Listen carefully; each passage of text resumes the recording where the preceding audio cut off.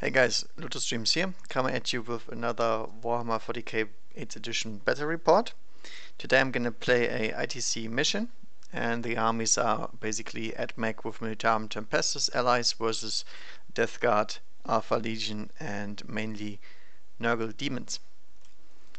Right, so for first army over here, we got in our HQ slot for the Admech army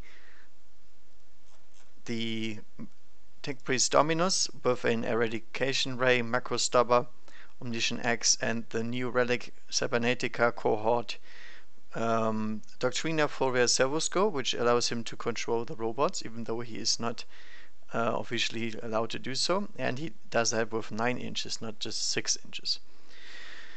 My Warlord is a Tech Priest Engines here, Last Pistol, Omniscient Axe, Servo Arm, and the Warlord Trait Prime Hermeticon, because I'm going full melee Admech today, and Prime Hermeticon allows me to reroll failed hit rolls in close combat for Forge World infantry units within 6, and that is gonna be a very nice trait to have to deal a lot of damage in the fight phase, which is not really something you'd use, but I did this because there is a Forge World called Stygies 8, and Stygies 8 gives us a interesting dogma, which is Shroud Protocols, -1 to all hit rolls when shooting at my units more than 12 inches away. So very useful doctrine no matter what, but especially for melee armies like this one. But that's not the reason I take them. The reason I do take this one is because of a stratagem called Clandestine Infiltration. So basically we can ambush a bunch of stuff by planting these after the other side has done their setup, and we do this before the game even starts, so you have a added movement in addition to this. So this is not deep striking, this is better than deep striking. It's only 1 CP, and it is Stygies units, so anybody can do this, even a bunch of robots. Very good stratagem. And as you can see, I've gone with the entire idea all the way to the end. So we have in our troop slots 2 units of Cataphrone Breachers with the heavy arc rifle and the hydraulic claw, so very anti-vehicle guys with a pretty big punch, and Skitarii Vanguards. They're not really good in melee, but they pack some nice firepower in closer range, and if they are within 1 inch of an enemy unit, they give them -1 toughness, which is a big deal, because something that Admech is lacking is obviously strength, and reducing toughness will greatly increase the damage of all units. So these guys are still really dangerous, and they also can count as a kind of defense mechanism if the enemy has strong melee combat too. Then in elites we have a unit of Corpuscarii Electro Priests and Fulgurite Electro Priests, 10-man squad here, 20-man squad here, or 18. I think it's 18. I was missing 2 guys. The idea here is invuln saves, feel no pain, and if these guys here kill a unit in close combat, they get a 3-up invuln save. They have a bunch of electro staffs, which is really nasty in close combat, does D3 damage, gives them plus strength, and also I think -1 AP. But in generally speaking, they deal a lot of damage, and these guys do the same, just with a lot of wounds. So these guys are much better against hordes. They annihilate hordes on their own because they can shoot, and they have the Tesla rule both in close combat and with shooting. Very expensive unit because they have very short range, but we will walk them right into the front line first turn pretty much, so they can be effective from everything in everything, and they also cause mortal wounds when charging, both of these units. And then we have Sicarian Infiltrators, 10 of them with power sword stub carbines. These guys will also be very nice when they reroll hits, and they have the ability to infiltrate without the stratagem. I can call these guys in whenever I want to. The Stygies Stratagem does not allow me to come in later. I have to come in right away. So Sicarian infiltrators can catch anything that tries to deep strike behind my lines or tries to avoid combat. Because they can show up anywhere they want to, anytime they want to, until the third round. And then obviously the big guys in the back here, we have 6 Castellan robots, all with incendiary combustors and Castellan fists, so they will pack a big punch. They only have 3 attacks, but their fists make them, I think, +4 strength, so strength 10, and also -3 AP, 3 damage flap. And they can fight twice with their protocols. Very punchy, very powerful unit. And then last but not least, we have a Militarum Tempestus detachment, 2 Tempestor Primes with the Commander Rod, and the normal Science Squad's Barebones Basic. Also the same reason with the infiltrators, we can pop them down anywhere we want to, objective secure, and we have a good amount of command points to play with here. And that is 1850 points of Admech and Militarum Tempestus. As it stands right now, we will start the game with 4 command points.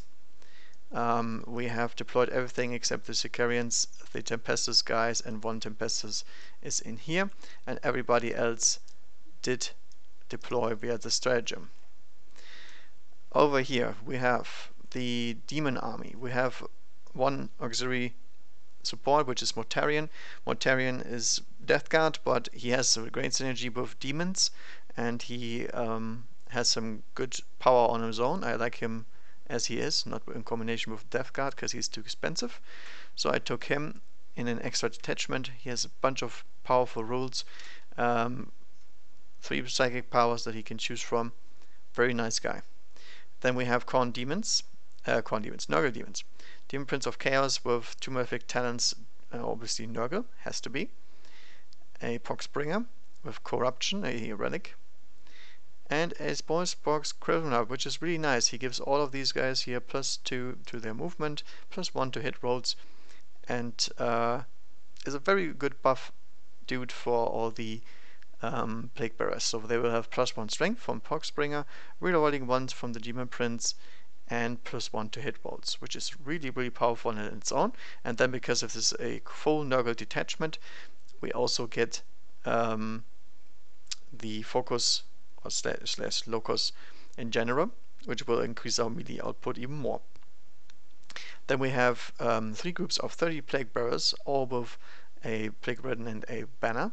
The banner is upgraded, so we can activate it once a game to get all the Plague Weapons +2 damage and not just 1, which makes it really nasty because we get to reroll wounds and we have a ton of attacks, hitting at a very good weapon skill due to the Scrivener. And yeah, that's gonna be a pretty decent amount of objective secure smearing all across the table. I will deep strike one of these groups and some of the support, and everybody else will just walk up the table. And then because we have Mortarion, he's expensive, we also got a Alpha Legion Sorcerer with Jump Pack. So basically he's Barebones basic, but he has a psychic support needed to get this guy up the front. 10-man Cultist Squad to stay behind and keep the objective, so the Plague Bearers can do other stuff. If they have to, they just die in 1 round, but you know, at least some objective secure somewhere. Alright, that's not 1815, this is 1614, I think. I'm not sure, but I'll check it later when I summon stuff, because this guy obviously can infiltrate with the Alpha Legion stratagem, and as he infiltrates, he doesn't have to move to summon stuff right into the front line of the enemy. So this is going to be very nice, because he can get something that does well against whatever I'm fighting against. It's basically free list fixing. Alright, so for psychic powers we have Prescience, +1 to hit rolls. We have Warp Time, which is just here to get Mortarion across the field. He is a Heretic Astartes unit and he can move him 12 inches twice basically, which is a very good range to threaten anything. talking about him, he has the gift of contagion, reducing toughness, because he can reduce toughness in an AoE around himself. Stacks with this, stacks with the fact that I have Curse of the Leper, which causes mortal wounds based on exceeding toughness. And then we have Shriveling Pox, which also reduces toughness from our Poxbringer over there. So we have some, we have 3 kind of toughness debuffs, which will reduce any unit to nothing in the end and will deal a lot of damage to them due to Curse of the Leper. Then we have 2 buffs. We have the Blades of Putrefaction. He can only target himself, but basically he gets to inflict mortal wounds, and Virulent Blessing for the Demon Prince of Chaos, which can also target him, allows him to get +1 to wound rolls and double damage for 7 pluses, which is really, really powerful if you combine it with him, with Mortarion, or the Plague Bearers. It's a very powerful buff. Virulent Blessing is one of the best ones, I think, in the Codex, just because it gives you so much value for pretty easy spell. Alright. I used some stratagems, obviously, Denizens of the Warp, to deep strike these guys in, and I used the Plague Banner on all 3 of these guys, so we can double up our damage and increase it to 2 before. After that, we have 2 command points remaining, and then we will have a look at the mission and the setup. The mission is pretty simple. Every time you kill something, every time you hold something in your own turn, you get a point. At the battle round, if you killed more or held more than the opponent, you get an additional point. Bonus point if you hold the opponent's objective and the objective in the middle, which I'll show you right then. And you play 6 rounds of this no matter what. There is no sudden death. My secondaries here are marked for death, so these guys have to die, and these guys here have to die. 1 point for each unit that is completely destroyed. Big Game Hunter, bunch of robots, obviously. And Headhunter, which is the characters. Every time I kill a character, 1 point. Over here we have the same thing, but we have the Reaper, so we have to kill models. If we kill 20 models, we get a point. And we have Kingslayer, so for every 4 wounds we take off Mortarion, we get 1 point until he's dead. If he regenerates his wounds, we still get points for dealing them as well. So basically both sides have very good melee capabilities and will punch each other pretty nicely for all the points. And this is how the setup went.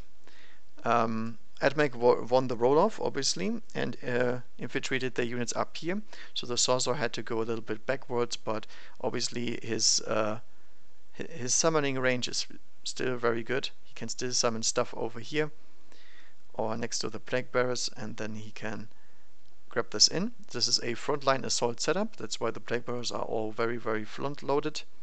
The Vanguard is just as a screen against the first Plague Bearer wave, just in case they get the first turn, which is pretty likely. And that is that. Now, the only roll I have to make still is whether or not the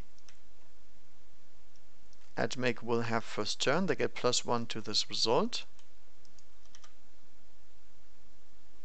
They get it, but can they steal the initiative on a 6? No. Alright, so it's Admech turn 1.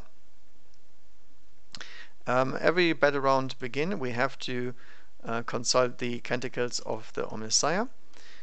We can choose one or roll. In this case, I think I will go for the Invocation of Machine Might. The Litany of the Necromancer is also really nice, but I mean, it's only on a roll of a 6, so that's pretty horrible. So then let's say we go with the +1 strength. +1 strength is really good if we reach close combat with the majority of the units. Alright, so Canticles applies to everyone except the Tempestus guys, obviously. So now we have done that, we get to go with our movement. So pretty much my goal here is to reduce these Plague Bearers down to nothing, so I can't get countercharged.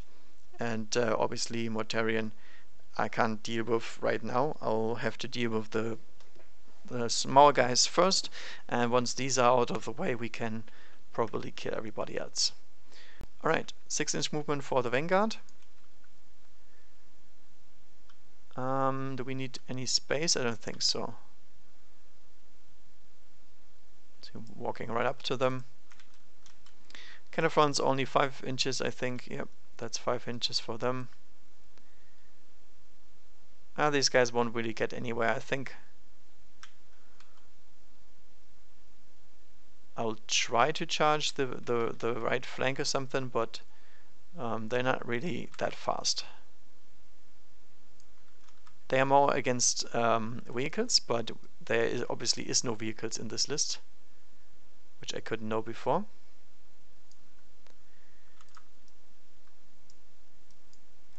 Alright. Corpuscarian Priest moving 6. So for them it's gonna be a pretty long charge, but we'll see what we can do.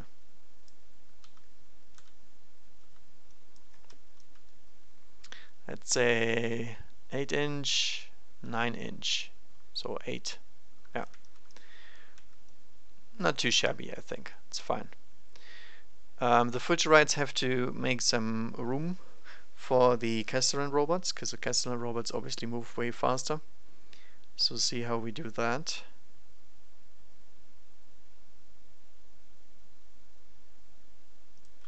Let's see, I'll go...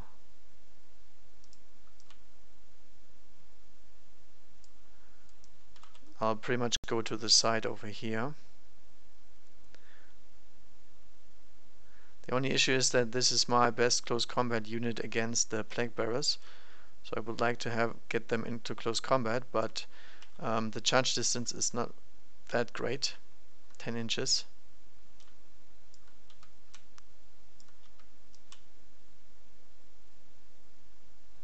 And the Castellans are pretty good at what they do.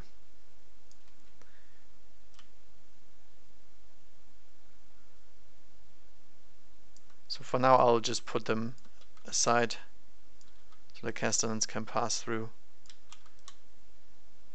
And then these guys can also follow up.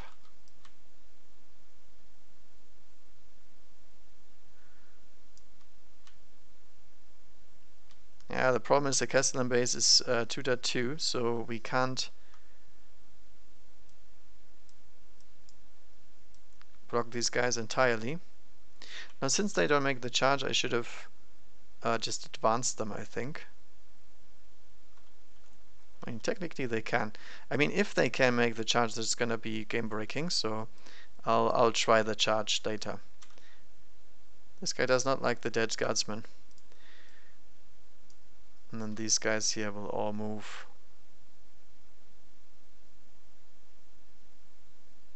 Six inches over here.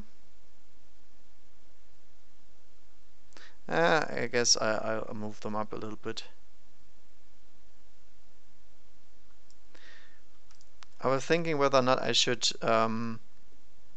get the Castellans in, but to be honest, I don't think the Castellans are too good against the Plague Bearers, and they have also an 8-inch charge to make.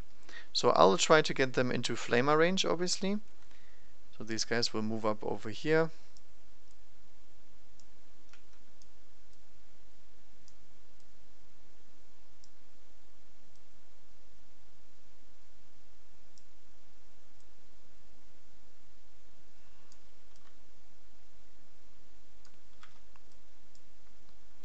Like so. Tech Priest follows, and the other Tech Priest too. Basically we're gonna wait one round because I can't get the Fulgurites out of my way right now. Yeah, 10-inch charge. I mean, if they can make it, it's gonna be perfect. And I'll obviously declare the charge with them first and see how far I can get. But let's do some shooting before we start this. The Cataphron Breachers don't really have that good of shooting right now, but I can try anyway, I guess. So let's see, we got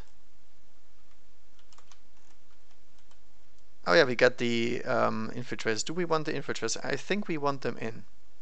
Because the infiltrators can do a little flank over here and just try to mow down some plague bearers before anything happens. And they have some pretty decent shooting as well. They can also try to take out the cultists, but I don't think that's very smart. So let's get the infiltrators in here.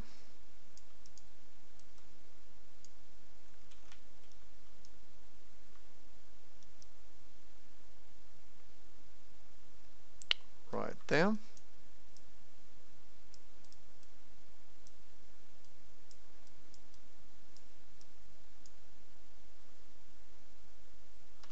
The only problem is if they don't make the charge, we have some issues.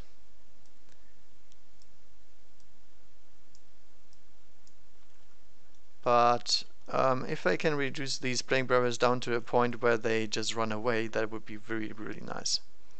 So infiltrators up here will try to annihilate these guys. I actually want them a little bit down here if I could, but it's not really that easy, and that's a long charge to the cultists, so I can't really remake the cultist charge. So I'll just infiltrate them right there. Alright, then we have some Tempestus dudes to deep strike as well.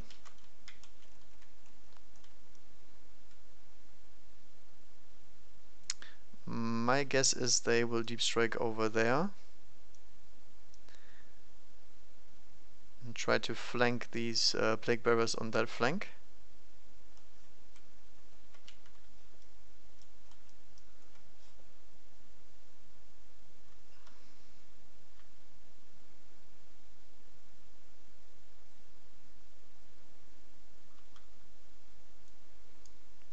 Right about. So basically we need to stay 15 inches away from them, so we can get into rapid fire range next turn.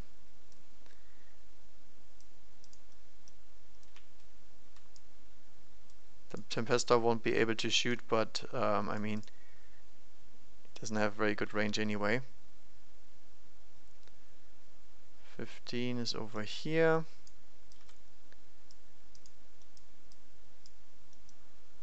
And then the Tempestor Prime obviously will hide behind them. Here and over here. Alright. That should be it. So next up we got some shooting to do. I will order these guys here to re-roll once, because we're not in... I mean, we could order a second shot out of our last guns, but... actually, let's do that. We're not in rapid fire range, but still. I'll resolve the first one first, so we have 8 shots, hidden on 3s. Rerolling cocked dice. Wait, there we go. Okay, we would have one to reroll there, but we got more hits this way. This is 5s, because there's strength 3 versus toughness 5, toughness 4. So there's nothing, and I guess Tempestor is not in range. Yeah. Second squad, same thing. Got 8 shots. That is not a very good hit roll. I need those 5 and 6s again. Come on. Nice. 2 of them.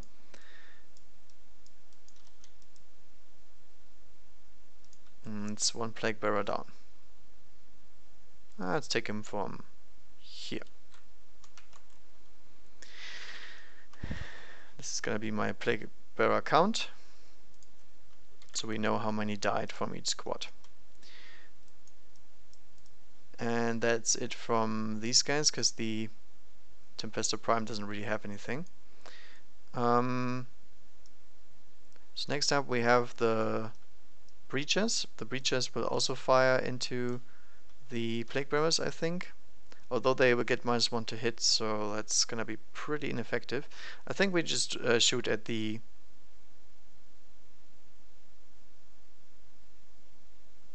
at Mortarion.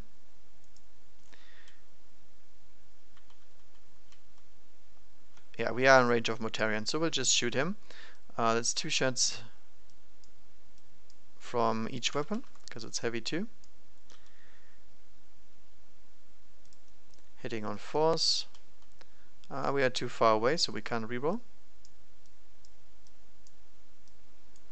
And wounding on 5s and 6s, because he's toughness 7. This is -2 though, so this is going to be invuln saves. And he has this. Okay. Next up we have the Corpuscari. They should be all in range. So entire Corpuscari squad into the Plague Bearers number 2. And since those are a lot of shots, we'll do this over here. So we have 10 of these. Basically, these guys have the Tesla rule, and it's both in their melee and ranged. Electrostatic gauntlets are assault 3. Gets 30 shots, and we're hitting on 4s because they are base ballistic skill of 3. And we reroll the 1s.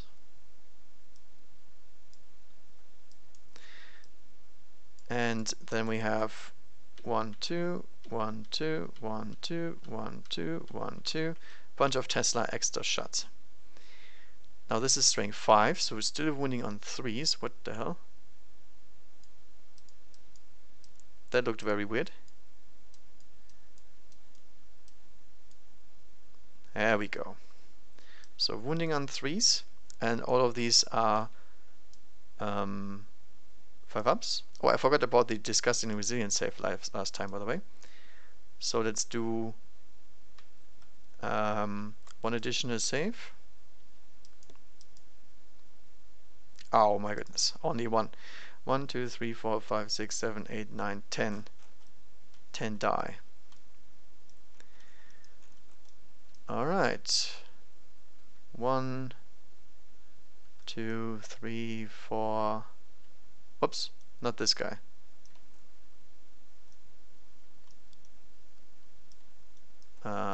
I'll bring it back later. 6, 7, 8, 9, 10.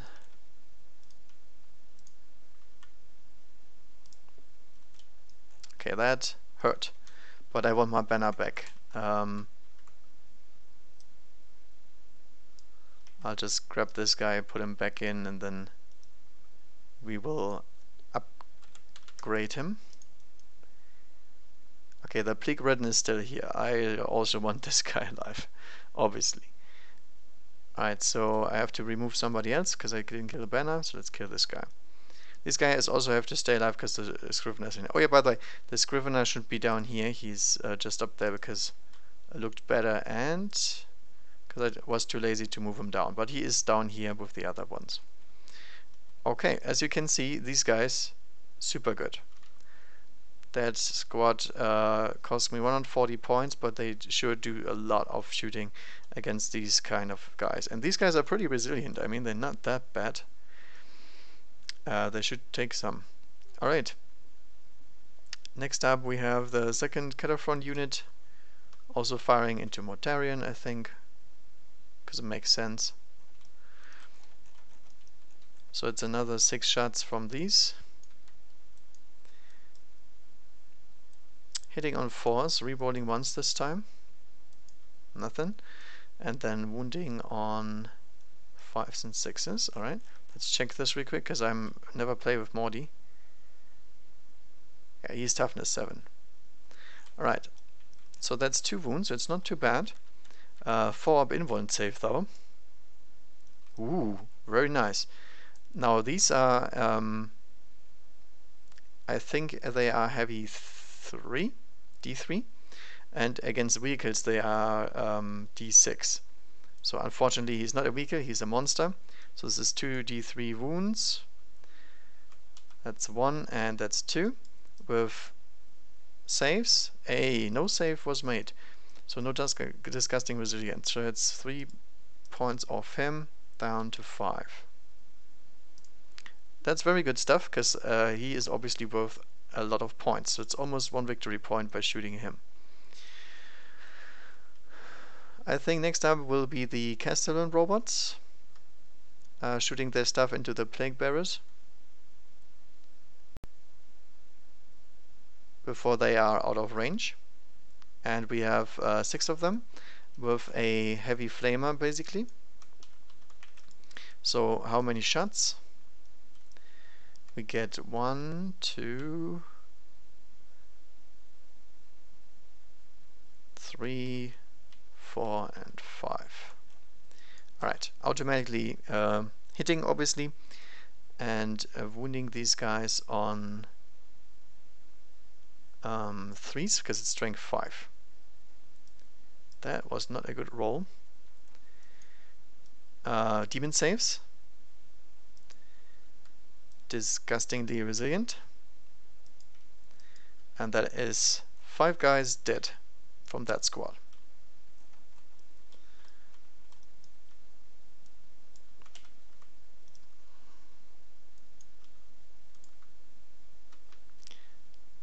That is squad 1, this is squad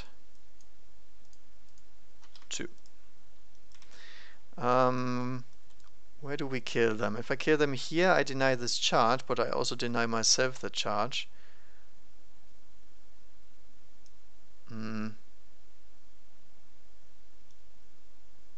I think I will still take them from the back. So 1, 2, 3, 4, and 5. Because these guys will probably not make it into combat anytime soon. Alright.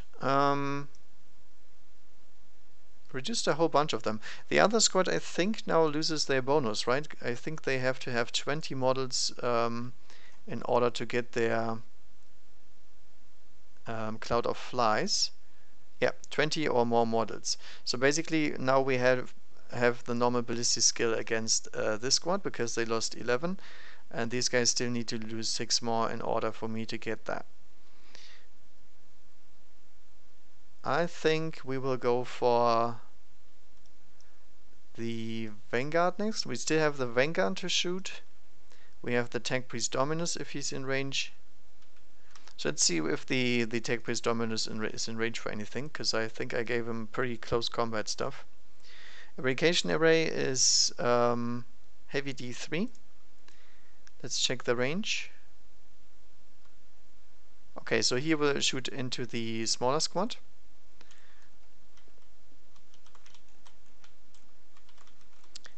He's hitting on 2s. So 2 shots, hitting on 2s. And wounding on 3s because it's strength 3. Inv1 saves. Nothing. And it is, I believe, D3 damage. No, it's just 1 damage. It's D3 damage if he gets close enough, but he's not close enough. So it's 2 guys dead. If there is no disgustingly resilient, and they are disgustingly resilient. Alright, then the macro stubber. 12 range, I think.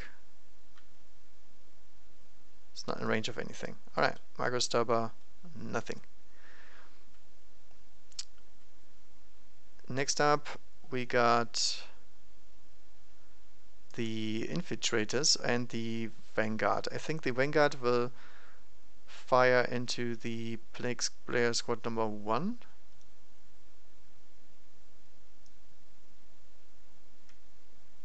Yeah, I think I will go for the 1. So we have 10 Vanguard. They all have their basic equipment, which is a Radium Carbine. And Radium Carbine is a Assault 3 weapon, but every 6 inflicts 2 damage. So since we know we have 10 guys, we can go back to here, pick up 30 dice, because they are obviously all in range. 30 dice. Alright.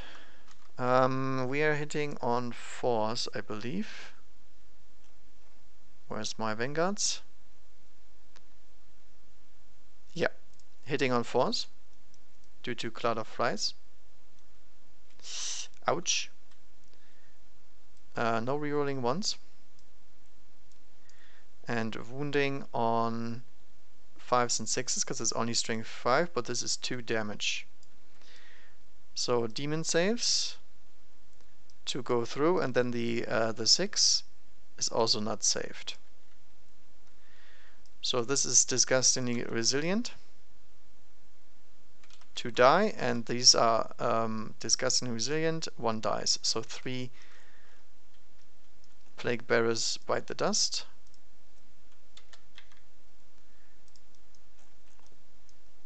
Where do we take them? 1,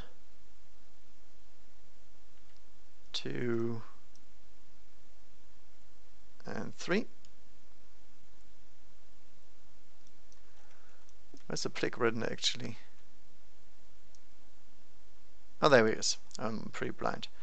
Alright, so those are taking some heavy casualties, but they still are not in range for the Sicarians, which sucks. But I don't think I have any more shooting that can damage them. So we have to go with the Sicarians into Plague Bearer Squad number 1 as well. In this case I will use a stratagem for 1 point, which allows me to get +1 to my hit rolls. So use this when a Skitarii unit attacks in the shooting phase, add 1 to hit rolls. And obviously we do not have a hand start tether, or do we? I actually do not remember if these guys even can take it. No, they can't. Alright, so in this case we are hitting on force because the ability skill was 3, and then the stratagem gets it up to 3 again. So we're hitting on 3s, and we have 3 shots from each of these guys. That's another 30 shots from the infiltrators.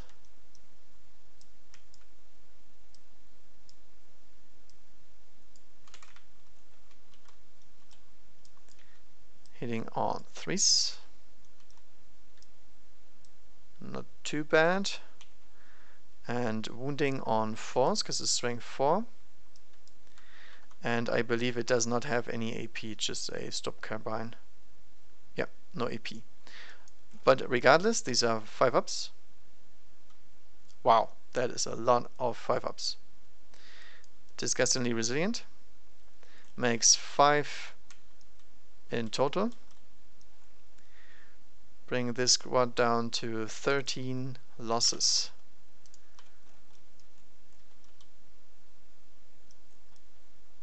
I think I will have to take from this front now. I don't want to remove the plague red, that's the problem. 1, 2, 3,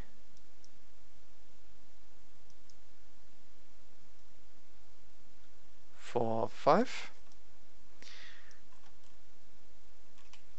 And I believe that is all the shooting. These guys shot, these did, these. Kobaskari shot, Castellans. The tank priest is not in range, he has a less pistol. And these guys did not move, I'll just keep them on the objective because I want this point and this point. And now comes the big part. If we manage to get these guys here off the objective with the Vanguard or with the Cataphrons, which all have objective secure by the way, I can actually manage to get the extra bonus point, which is a big deal. So right now we have 1, 2, 3, 4, 5, 6, 7, 8 plague bearers on the objective and the spoiled pox. So if we make it in and we don't die, we get the objective pretty certainly. Alright, so now comes the interesting part, because this was just my mediocre shooting. I can do way better shooting, but we still have the ability to deal some damage here. Alright, so first of all I will declare a charge with the Sicarian infiltrators into the Plague Bearer squad. They can obviously not overwatch. I'm not sure what I need, probably a 9+. So let's roll first and then see what the dice say. That is not enough, so now we will have to measure. So it's a 9.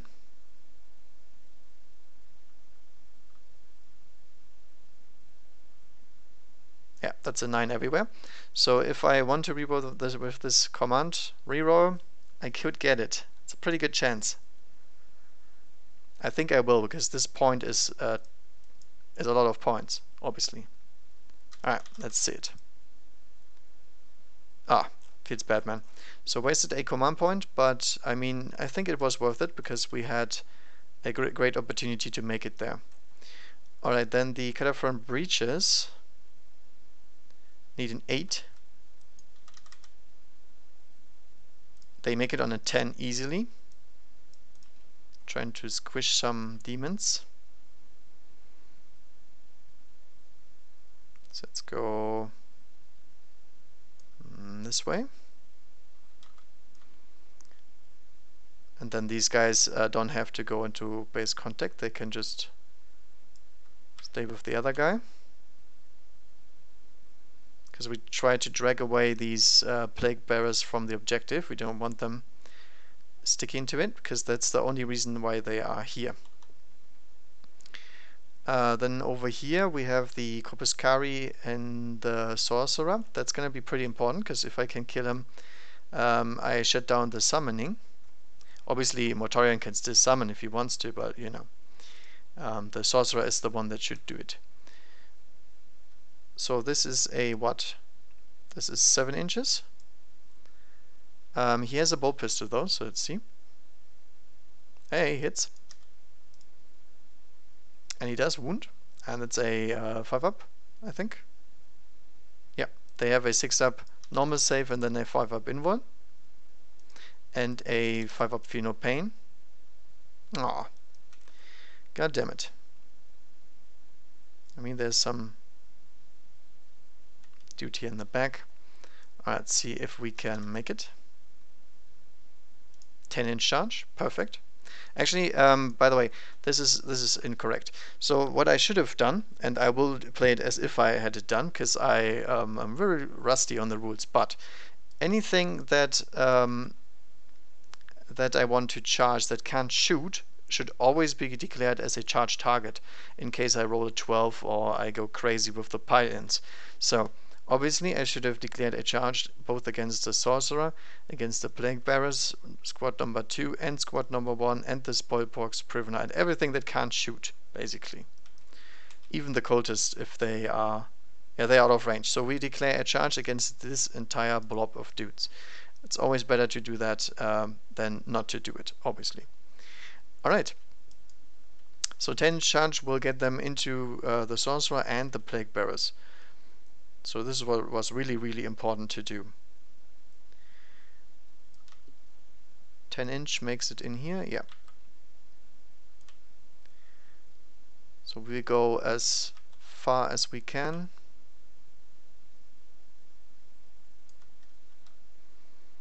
Just to get more Plague Bearers off the objective. He's gonna go a little bit behind here, because obviously the Vanguard wouldn't let him pass. But with pile-ins and everything, they will make it into all their targets.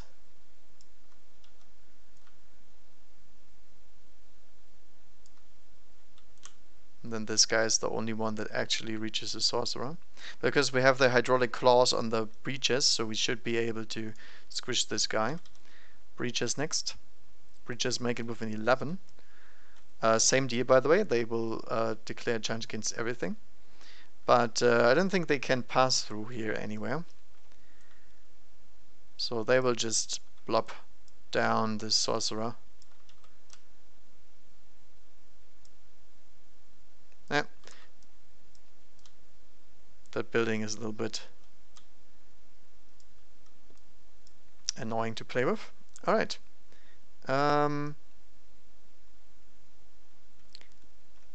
Now the Fulgurites can still make the charge, so I will declare a charge against everything here with the Fulgurites. If they get the 11, I obviously get a 3+ invuln save on them, which is super, super good. 8. 8 is not enough, I think. 8 is...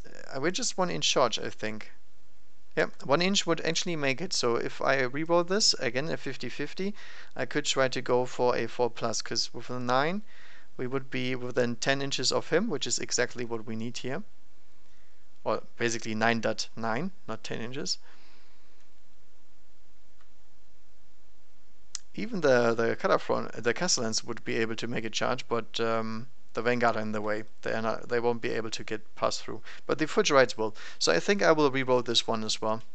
This is a little bit waste of command points, but if I can land a good strike here, I will basically win the game, because these guys won't really make it to the battlefield at all. And these guys will die to the morale stuff, unless reality binks, which would really, really, really suck. So we will reroll this one die. Come on, give me a 4. Nah, too greedy. Nothing happened.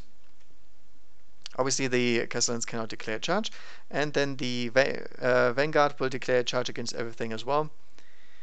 And I will try to get them both into the Plaguebearer 1 and 2 squad, so they give their -1 toughness to all of these guys. So charge distance, 5 inches is plenty, don't need more. And we will get to contest this objective, which is really, really important.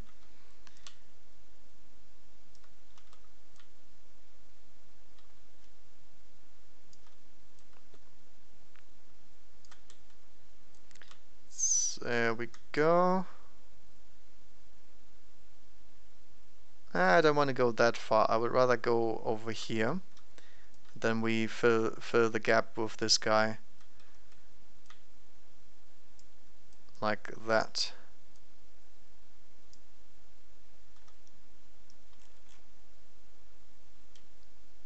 Okay. Not perfect, but I think that's as good as it gets, to be honest. Okay, I will start with the Cataphron Breaches into the Sorcerers, so we can try to finish this guy off so the Corpuscari can all go into the Plague Bearers. Each Cataphron Breacher has 2 attacks base.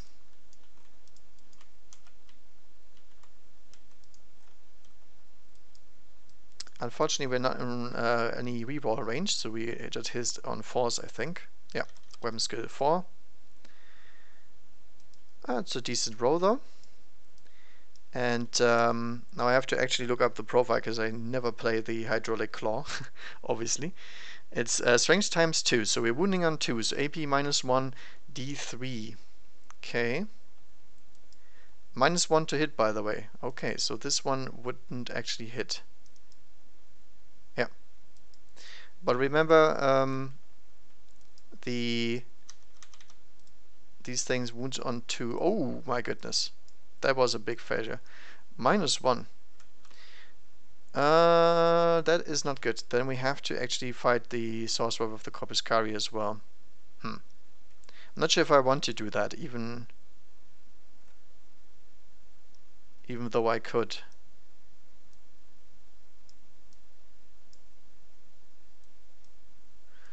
That's I mean, I can choose the target. I think I'll just go for the I'll go for the Plague Bearers anyway. Yeah, screw it. We leave the Sorcerer alone for now. We can try to do something with him later in the game. So we have 9 Corpuscari Priests, because one of them unfortunately died to Overwatch. I probably should have charged with the Breaches first, just because the Corpuscari deal way better. We have 2 attacks with these guys, and we are hitting on 3s. And all of these are 2 hits each. 3 hits each, sorry. Because of Tesla. I think in strength 5. But we are basically strength 6 because of the what's it called? The Cantica. And also this Plaguebearer squad is toughness 3 because of the Vanguard. So I'm wounding on 2s. And that is a lot of wounds. I believe it doesn't have any AP because it's electrostatic gauntlets, and these are just mass amount of weaponry basically. So this is 5 ups and disgustingly resilient. Ooh, they're not very resilient this time. 1, 2, 3, 4, 5, 6, 7, 8, 9, 10, 11, 12 are murdered from squad number 2. So that is 23 dead. 1, 2, 3, 4, 5, 6, 7, 8, 9, 10, 11, 12. I will kill these guys. I have to keep the objective, otherwise we are boned. So that is a lot of dead plague bearers. Next up is the Vanguard squad. We have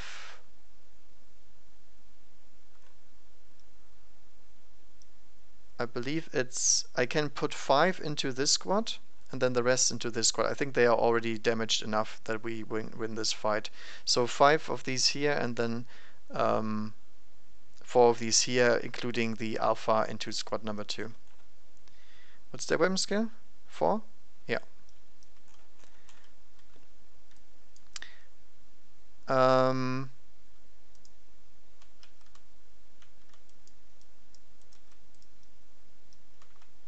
So we have 6 attacks, hitting on force, wounding on 3s because they are strength 4 versus toughness 3. Whoop. Nice. Demon save. Oh, I keep throwing dice. Disgustingly resilient, and that kills 1 more plague bearer. That is actually very relevant because they are still on the objective right now. Is there another one not on the objective? No, these are all the wrong ones. Okay, so plague bearers lose another guy, dropping them down to 6 models remaining. So unless reality blinks, these guys are swallowed whole by the warp. And then we have 4 heroic dudes into the other squad. 2 hits, 1 wound, saved. Next up is the Cataphron Breaches. Piling in.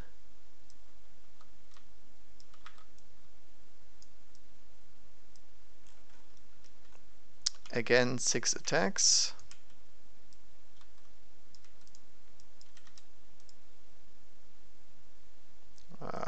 It's 1 hit, I believe. 2s? Nope. My goodness, these guys are terrible, but they are rolling terrible too. I mean, the wounding has been pretty disgustingly resilient. No, disgustingly bad. So let's see about that. Alright, so nothing happens here pretty much. Now we get to tank back with the dudes. So Sorcerer first. Sorcerer has 3 attacks, I believe. Yep. And he's gonna put his 3 attacks into the Kopskari. 1 wound. Feel no pain. Come on, guys. Boom, 1 down. And then the plague bearers. Do we have some piling in to do? No, they are all dead except the guys that are in front. So all of these plague bearers into the Vanguard, because obviously the Vanguard are the ones that we want to kill. Does the Alpha still have his 2 wounds? I thought there was something of the past. No, he has 1 wound. So no point in activating my banner, I just have to go with what I have. This is 6 dudes and 1 extra attack because of the Plague Ridden. Hitting on 3s because of the Scrivener. Didn't really help much. And then wounding on 3s because they are toughness 3. Rerolling this wounds because of the plague sword, which doesn't really help.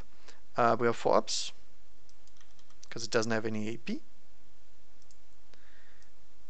And that means one Skitari is killed. We will kill this guy because I do not want anything off this objective. Next up is going to be these plague bearers. There's a lot of them left here, but they can't really pile much, can they? So this guy is wobbling a little bit closer to the wall. This guy too, this guy too. These guys can't really pile in anywhere else. They have to stay here. This guy can still fight here. So in total we have 1, 2, 3, 4, 5, 6, 7. This guy would probably make it 8. 8 into the Skitari. That is a horrible roll. Are they in range of the Spoilpox Scrivener? Yes. How much do we have? We got 1 extra because of the 6. Wounding on 3s. Rerolling wounds. Excuse me. 4 wounds. 4-up armor. Ooh, and they heroically make almost all of them. Another Vanguard bites dust. And then we have the rest of the plague bearers, which is 1, 2, 3, 4, 5, 6, 7, and the plague ridden. For a total of 8 attacks on 3s, and all of these 6s, I believe, are an extra attack or extra hit. I do not remember. Spoilpox Scrivener.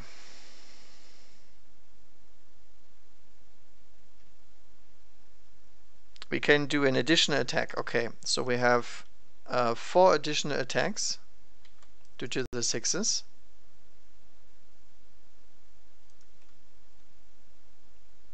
Which nets me another 3. Very powerful stuff, as you can see. That's a cocked die. And then we reroll all failed wound rolls because of the plague weapon. Oh, actually I should have activated their banner.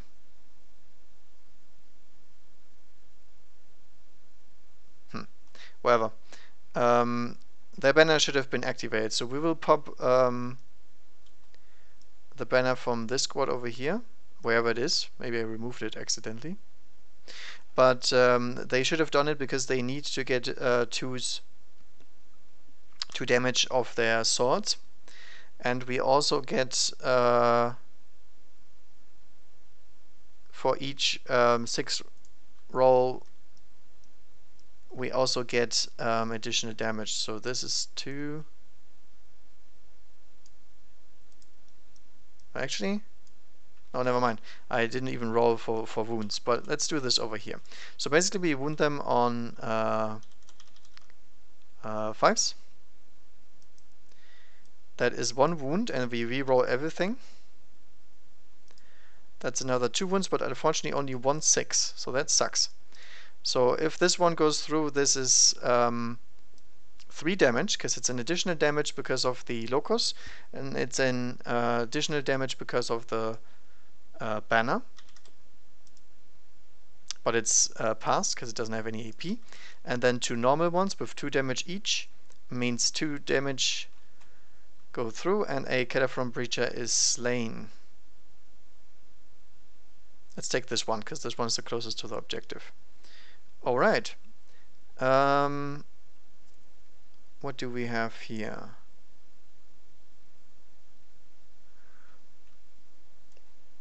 I think that is morale, because the Scrivener is not in range to do anything, pretty much. And he can't reach close combat. And he doesn't want to reach close combat either, because I need the Scrivener. He's really, really good with the additional Plague Bearers, and I still have another squad coming in, and I can summon in another squad if I want to, and probably will, because these guys are really, really tough. There's not much else they could have withstand that much firepower. But nevertheless, we lost a lot of dudes.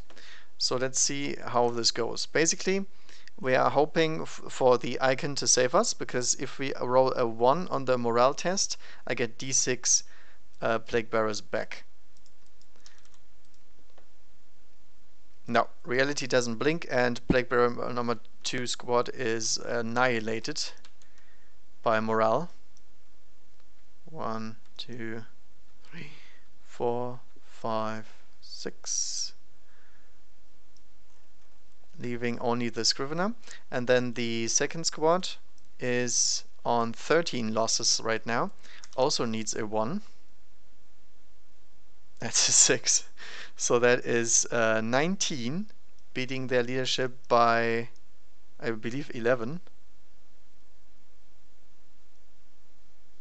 No, it's even 12. Okay. So they lose 12 more models. 1, 2, 3, 4, 5, 6, 7, 8, 9, 10, 11. Alright, so that was not good. Reality did not like us.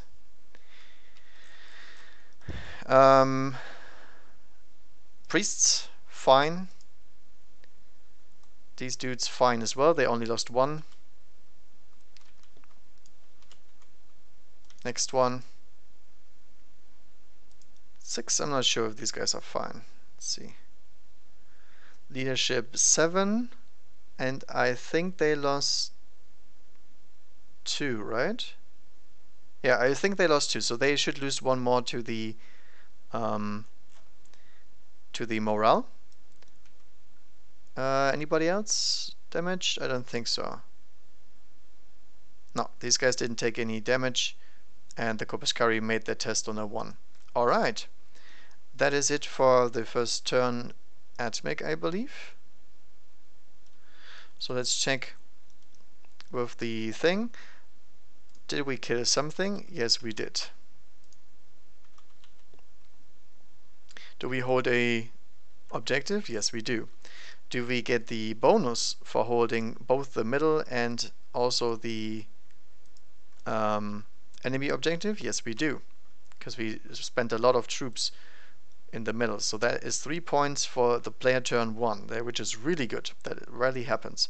We also killed an entire unit of Plague Bearers, which is obviously nice. The second one is very damaged, and we're holding more objective than the other ones, unless they keep them off our own objective and the middle objective, which is going to be pretty tough. Oh, wait, this is the wrong side. Never mind then. But we can swap this pretty easily, right? But the logic is the same. I just missed the table. This is the AdMech side, because I switched sides afterwards. Keep in mind, this is also almost a point for damaging Mortarion because of Kingslayer. And if these 2 Plague Bearer squads are wiped, I also get a marked for death, and I get points for the Reaper, which is 20 models already for the first squad, and then the second one is also about 20. So I made an additional 1 point from secondaries and almost a second in the third one, which is probably going to happen on next turn. But nevertheless, the Nurgle demons took only the expected losses, which is a bunch of Plague Bearers. The Infiltrators didn't make it in. If they had made it, or if the Fulgurite had made it, nothing would be alive whatsoever. So the demon turn has to be very good, both in order to kill this ongoing onslaught and kill these guys at the same time, because these are the ones that punch the hardest and the most at the same time. So we'll see how much Mortarion can do. He is the guy that has to do the job here. Alright, so this is battle round and player turn 1, and this is player number turn 1 over here. We have 2 command points remaining and we have to see what we do. So first of all, Mortarion has a special ability that triggers somehow. I have to look up what it does. Host of Plagues. So every time a unit is within 7 inches at the start of the fight phase, I get mortal wounds on everybody. So that we have to keep this in mind. And obviously he also explodes, which is also pretty interesting. The cool thing is he has we are Imperium with everything we have. Tech Priest and everything is Imperium, obviously, because it's Adeptus Mechanicus. So he will also trigger Death to the False Emperor, so we have to remember that. Alright, Mortarion is going to do his 12-inch jump. Towards where? That's the question. He can't make it past these guys, which sucks. If we put him over here, we get to cast Warp Time on him and jump him another time over here. So we could technically get to the Castellan robots. The only problem is I'm not even sure if he can handle the Castellan robots, because the Castellan robots are very, very tough dudes. And I'd rather kill the Fulgurites, because the Fulgurites can kill him in 1 turn if they actually manage to get on top of him. So the idea would be go with the Reaping Scythe mode and mow them down before anything can happen. I probably still die to the Castellan robots, but if these guys are dead, the Plague Bearers can deal with the robots much better than Mortarion can himself. So I think that is the idea here. So he's gonna go on a 1-man mission, jump down here and try to kill a bunch of dudes. The only thing is he has his lantern. The lantern draws a line. I basically choose this guy, then I draw a line through other units and hit all of these at the same time. So this is the only positioning that we have to look out for. Let's back up a little bit and respect his private space. There we go. The sorcerer does not want to move. I'm not sure if he can summon while he's in close combat, but I mean the Scrivener can also summon. I think the Scrivener will do the summoning part, because he sure as hell does not have to move. There's nothing here telling me to move. He can summon something over there, and then yeah, right here there's space. So we can summon a unit here that can try to deal with either of these guys. The Cataphrons are blocking the summoning a little bit. I have to summon more than 9 inches away from enemy models, just like infiltrating. So we will see about that.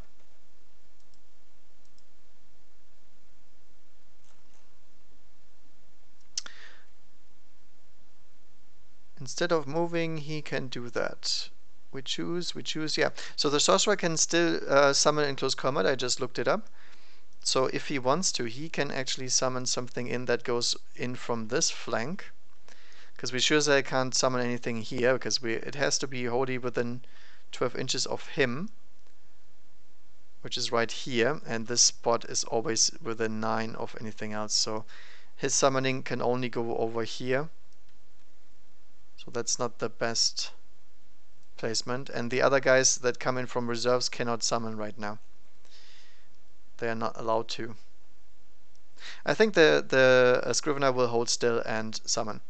So obviously the cultists have to move up, because we have to keep this freaking objective. So we will just grab them and shove them forward a little bit. Like so. Actually, these guys don't want to leave cover, so it's put them on the objective. That's all that matters. Like so. And they will try to countercharge the Vanguard, who are still in combat with the Plague Bearers right now. What's really bothering me is the fact that I probably can't deal with the Infiltrators right now. So that's not good news. Alright, I think that is it for movement, because we don't really have much else to move. So end of movement phase, we will drop in the reserves, and we'll also attempt to summon. Now in our attempt to summon, I will try to apply the soul sacrifice ritual. We use a chaos character that tries to summon a demon, which is our sorcerer, and he suffers 2 mortal wounds, but 2 mortal wounds, D3 mortal wounds, but he gets to summon something real big if he's lucky. So this dude here is gonna take a little bit of damage. So the Chaos Gods are pleased with him. He's gonna take 2 wounds as expected. And now we have the ability to roll 4 dice instead of only 3 to determine the power level of the unit that we summon in. That is pretty terrible, because we have an 11 here, but there's 2 1s. So it's a power level of 13. Let's look it up, what we can summon for 13. Can I get more Plague Bearers? Probably yes.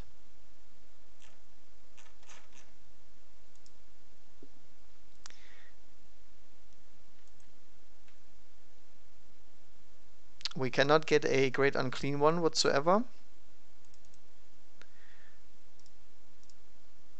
29 Plague Bearers is actually exactly enough. Let's see if we have the points.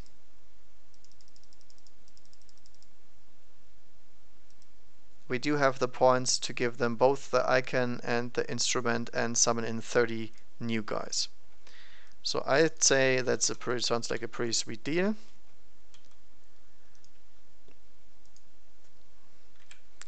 The only problem is, can we actually fit them somewhere?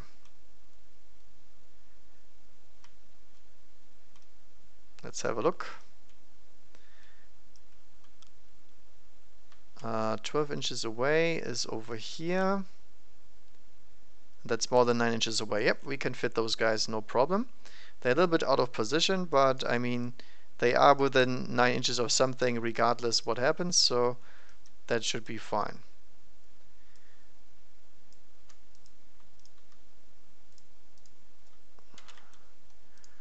Alright, let's do some packing here. These dudes come in somewhere here. 9 inches away from these guys.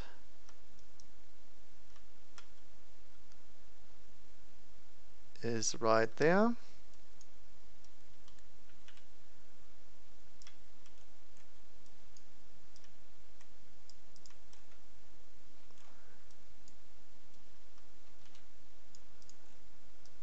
Let's pack them real close.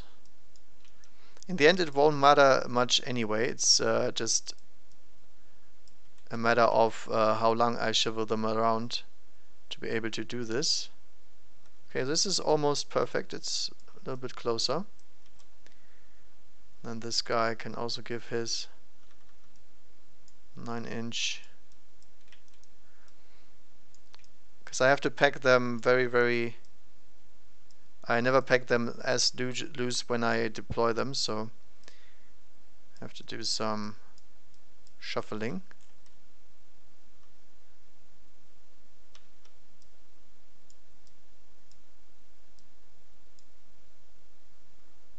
Over here, this has to be closer.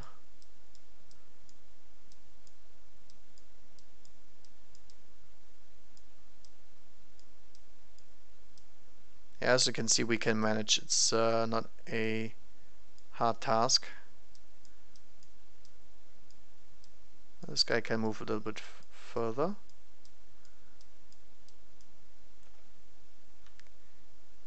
this guy is still up in their grill. They don't like that. And this guy is fine. I already checked this guy. This is 9/9. And then this is 12. Okay. Alright. So we summon in a big unit of Plague Bearers from reserves. And now we have the actual reserves coming in. I could drop a Poxbringer over here as well. Right about there. The question is, what do we want to do with this big blob? This big blob could be summoned behind the Castellan robots and try to take them by surprise, because they still have the banner. I think that's the smartest play. We have to take these guys out, otherwise they will munch on Mortarion way too fast. I don't like that. And we can also try to overrun these guys later, take the objective. So 9 inches away from the Tempestor. Oh, that is not correct.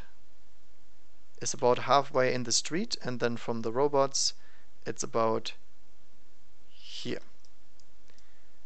So the entire blob has to stay around this diameter.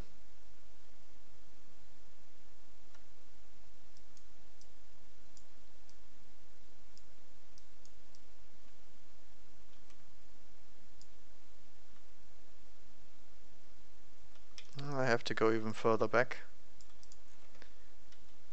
Doesn't really matter though, either they make the charge or not. And I do not have anything to reroll right now, so that's pretty bad. Okay, so if these guys move up a little bit, these guys can still stay. And then these have to go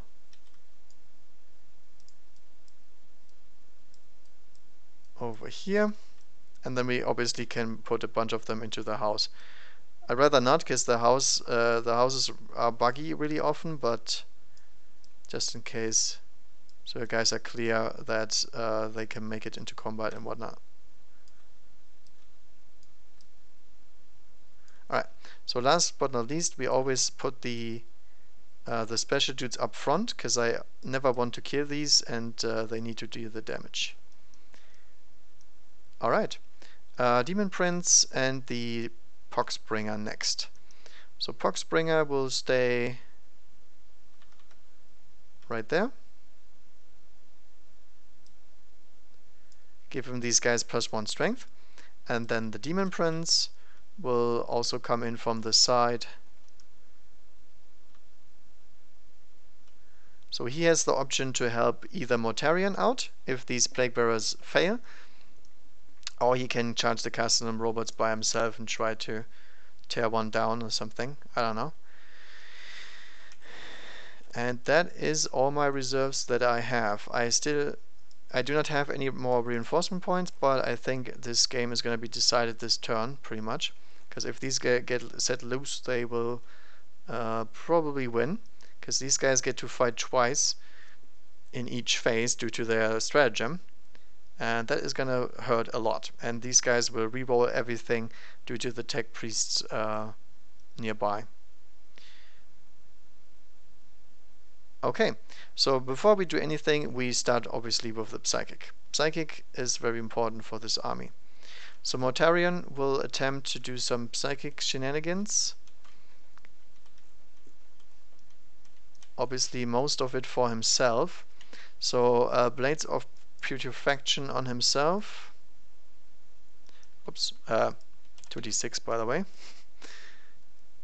Nope, fails. Gift of Contagion onto the Corpuscari unit. Trying to get the 3. Watch up 7. Wow, he's rolling terrible. And well, Curse of the Leper comes after Shriveling Pox. Shriveling Pox first. Watch out 6. Goes off finally. Okay, so -1 toughness for these guys. A toughness 2 now. And then Curse of the Leper with the 7. He passes. So we roll 7 dice. And everything that is higher than their toughness, which is toughness 1 right now, because they are in range of himself. Everything within 7 inches of him gets -1 toughness. So the Fugerites are toughness 3 base, toughness -1 because of his AoE, and -1 because of Shriveling Pox, which gives me a 1. Everything that's not a 1 is a mortal wound. And that is 7 mortal wounds. However, I have Phenopain. That's a very good Phenopain roll. 1, 2, 3, so 4 die. Kobuskari unit, where are you? Fugerite, sorry. 1, 2, 3, 4. So as you can see, very powerful stuff. If I got the other power of this, would be obviously even better, because I could have casted Shriveling Pox onto something different.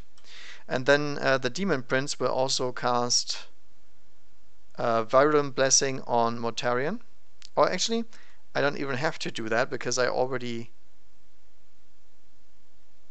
Actually, do I want to do that? No, I will cast Virulent Blessing on the Plaguebearer squad, because I need to take down these friggin' robots. It doesn't go off. That is really bad. That was an important spell. But I already spent my command points for the soul sacrifice. That sucks. Okay, so we have to deal with it. So they are pretty damaged and debuffed. But other than that, not much psychic going on around here. The sorcerer will attempt to cast... what does he cast? Prescience. We will cast this. Do we cast this on Mortarion? I don't think so. I don't think he will drop down to the level where he needs this. Actually, if they punch him in the face, he will need it. So Prescience on him goes off, or Prescience, or however you want to call it. And Warp Time on himself doesn't go off, unfortunately. So he could have tried to break out of the close combat there, but he actually didn't. But at least Mortarion is +1 to hit rolls, so just in case the Castle robots slap him in the face and the Plaguebearers fail their charge, he will be -1 to hit very, very soon due to his profile getting screwed by the debuffs around here. So we'll see about this. Host of Plagues is active. Alright, so now we have the shooting phase. The sorcerer will shoot the Kobuskari in the face with his pistol. Come on, I want to roll this, not throw it. There we go. Doesn't hit. Should have cast pressure on himself, I guess. Then the lantern. The lantern from Mortarion, targeting the backest unit.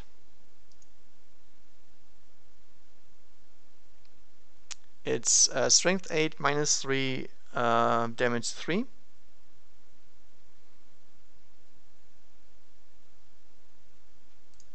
So we target the Tech Priest Dominus. Or actually we can't target the Tech Priest Dominus because he's a character, right? So we have to target the Castellan robot and then hit these 2 units instead. So hitting on a 2. And that is 2 to wound. No. And the Castellan robot is toughness -1 as well, so they are toughness 6 now. Yeah, toughness 6, so wounding on 3s. 1 wound. 5 up save. 4 up actually, they have Aegis Protocol active still. So they get no damage dealt with the lantern. Do we have any more shooting? I don't think so. Everything else is poor melee. Oh yeah, we have some cultists over here that, but I don't think anybody is not in combat. Are there? They are all in combat. Guess we have 2 pistols into the Fujirite priests. 2 hits. By the way, wounding on 2s because they have toughness nothing. And invuln saves. Feel no pain. One of them dies. There you go. Combat effective cultists. Very good combination, by the way, as well. Cultists together with toughness debuffing measurements. Allows you to get a lot of damage. Alright. That is psyching. Now we start the fight and charge phase. So first of all, I will charge with the Demon Prince into the Castellan robots, because there's gonna be a lot of Castellan robots Overwatch.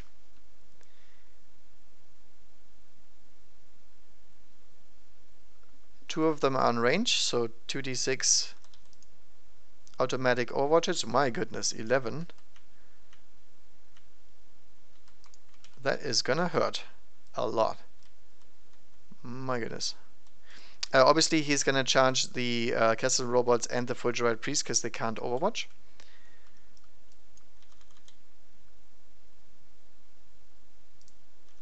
That's cocked. That's also cocked. He is toughness 6. Yeah, toughness 6, so wounding on 5 and 6s, but that is a lot of wounds. -1 to his save doesn't matter because he is a demon no matter what. And he's, luckily for him, also disgustingly resilient. So he loses 3 wounds on Overwatch. My goodness. That hurt. But I didn't want to make my Plague Bearers weaker. He obviously needs a 9. Ooh, and he fails. That is bad, so we take that Overwatch again. I don't think I want to rush in the Poxbringer. That sounds like a very bad idea. So instead, the Plague Bearers will declare the charge. Actually, this guy is in range as well. He has to be in range, so 1, 2, 3, 4, 5 robots Overwatch this time. This is gonna be very bad.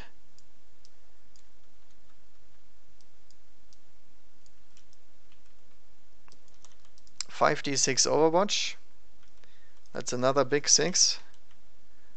But the rest of the stuff is pretty average, so that works.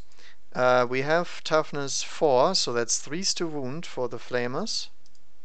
It's a cocked die. Not very good, but still, I think, gonna hurt a little bit. Demon saves. Very good demon saves, my goodness.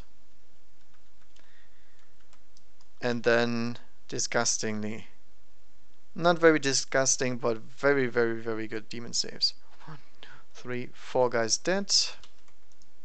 Let's start the pile. Here we go. They need a 9-inch, obviously. But they have an instrument, so that's a 8-inch charge due to the instrument. And holy moly, they do not make it. That is bad, bad news. Poxbringer will not try to charge because that's gonna be a little bit of suicide. Yeah, Mortarion cannot charge the freaking Castellan robots then because he's gonna get annihilated by Flamer Overwatch, and then can't even really punch them because you can't charge across these units. I don't know. Now we're gonna go for the Fujirite priests. They are too dangerous. So charge distance. That's an 8. So we get within 1 inch of this guy, but not within 1 inch of the Castellan robots. And I don't want these guys in close combat anytime soon.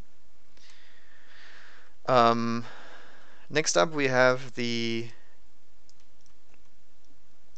blob over here into the Corpuscari priests while they are occupied in close combat. Otherwise the Overwatch would probably kill me as well. No. My goodness. cultist squad into the Skitari. They make it.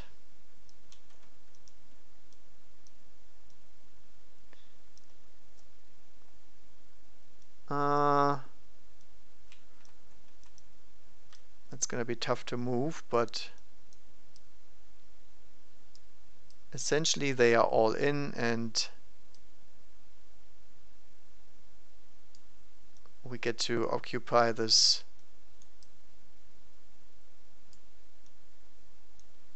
little space here. Let's not get too close to the Kobiskari, because I don't want to fight those. They will fry them if they ever reach them. But everybody gets to fight. The Spoilbox Scrivener will not charge. I don't want him in close combat yet.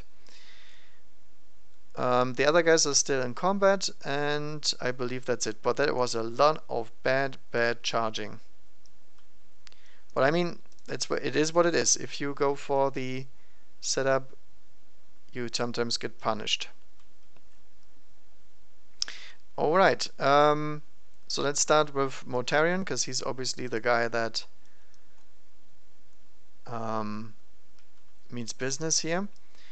He will go for the reaping profile, obviously. The good thing about reducing toughness into nothing is that you basically do not get punished for losing your strength from the eviscerating blow. I lose my d6 damage, which is unfortunate, but you know, close enough. So first of all, let's go with the host of plagues. So we roll the charge. The charge right now is 4+. So 4+ for the Fulgurites to take the 3 mortal wounds. No. And then the Castellan robots. Yes. How many? 3. 2, sorry. 1 robot takes 2 wounds. Next up, the Tech Priest. No. The Tech Priest Engineer. Yes, ouch. That's not good. 2 wounds as well.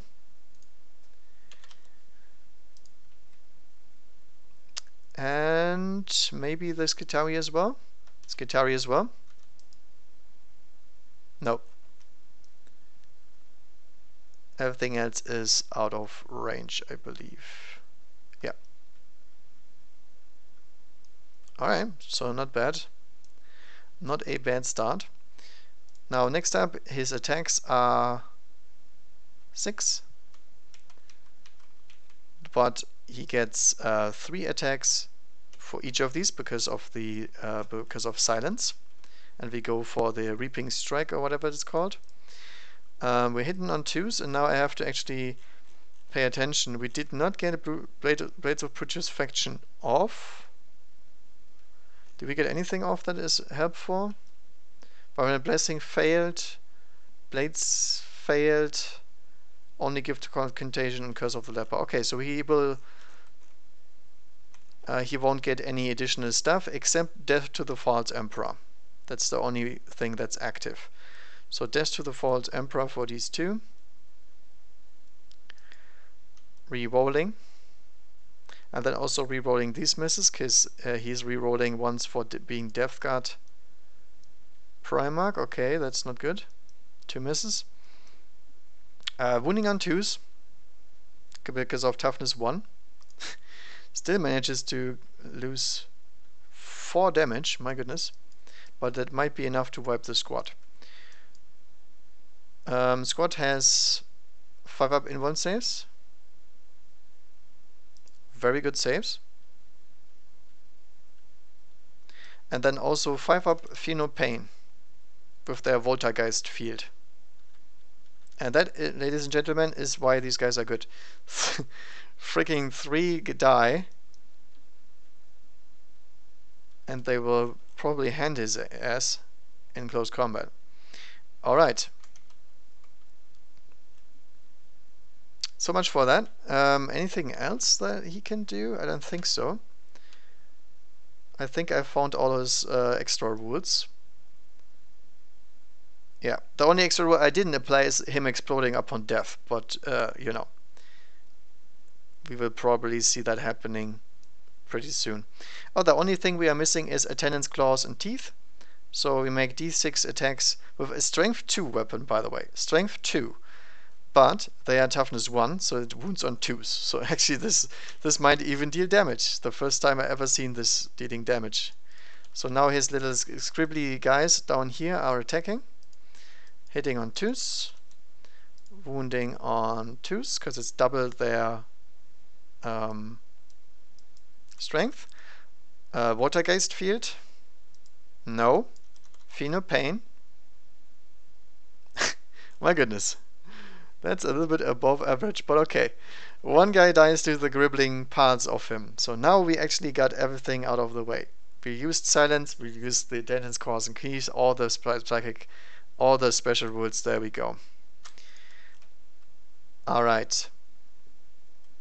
He is the only unit that charged, so now we go back to normal combat. And I will start... Oh no, actually the cultists charged. So the cultists will go into the Skitarii Vanguard.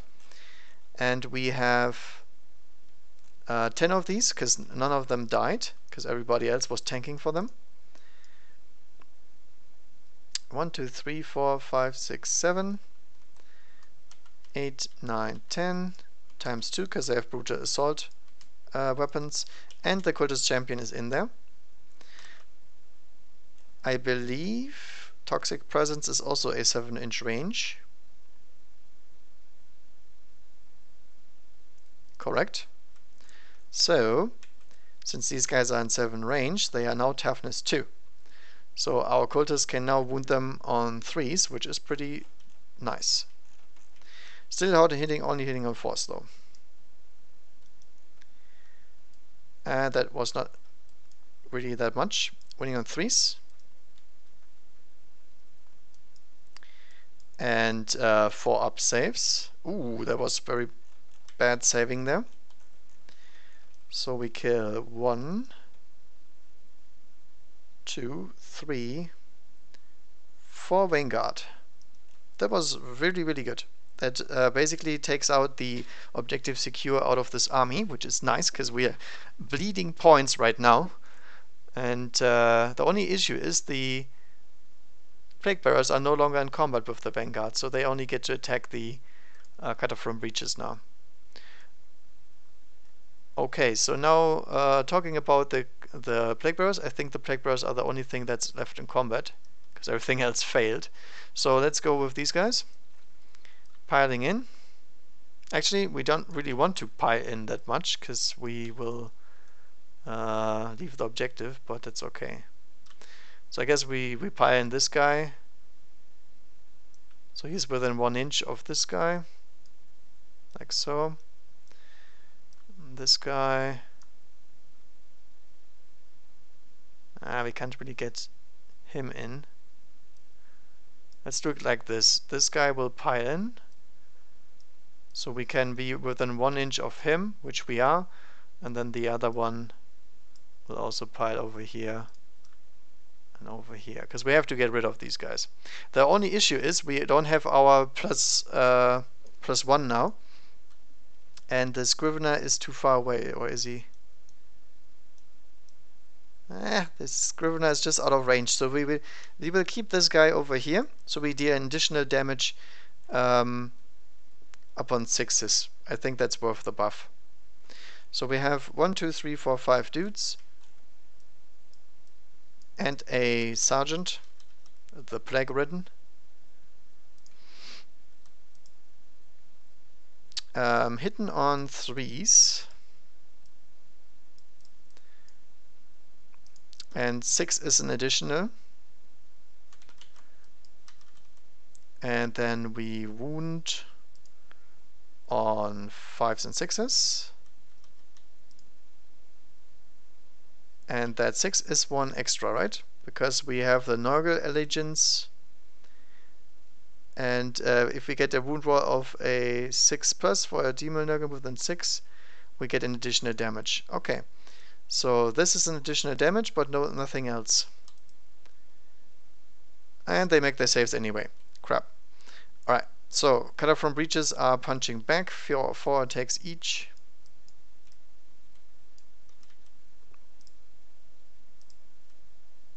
One hit, twos, in one save, mate, nothing.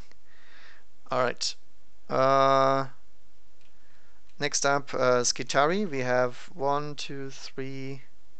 Is he within 1? That shouldn't happen. This guy shouldn't be within 1. But okay. We have 3 guys left with 1 sergeant in there. Hitting on 4s.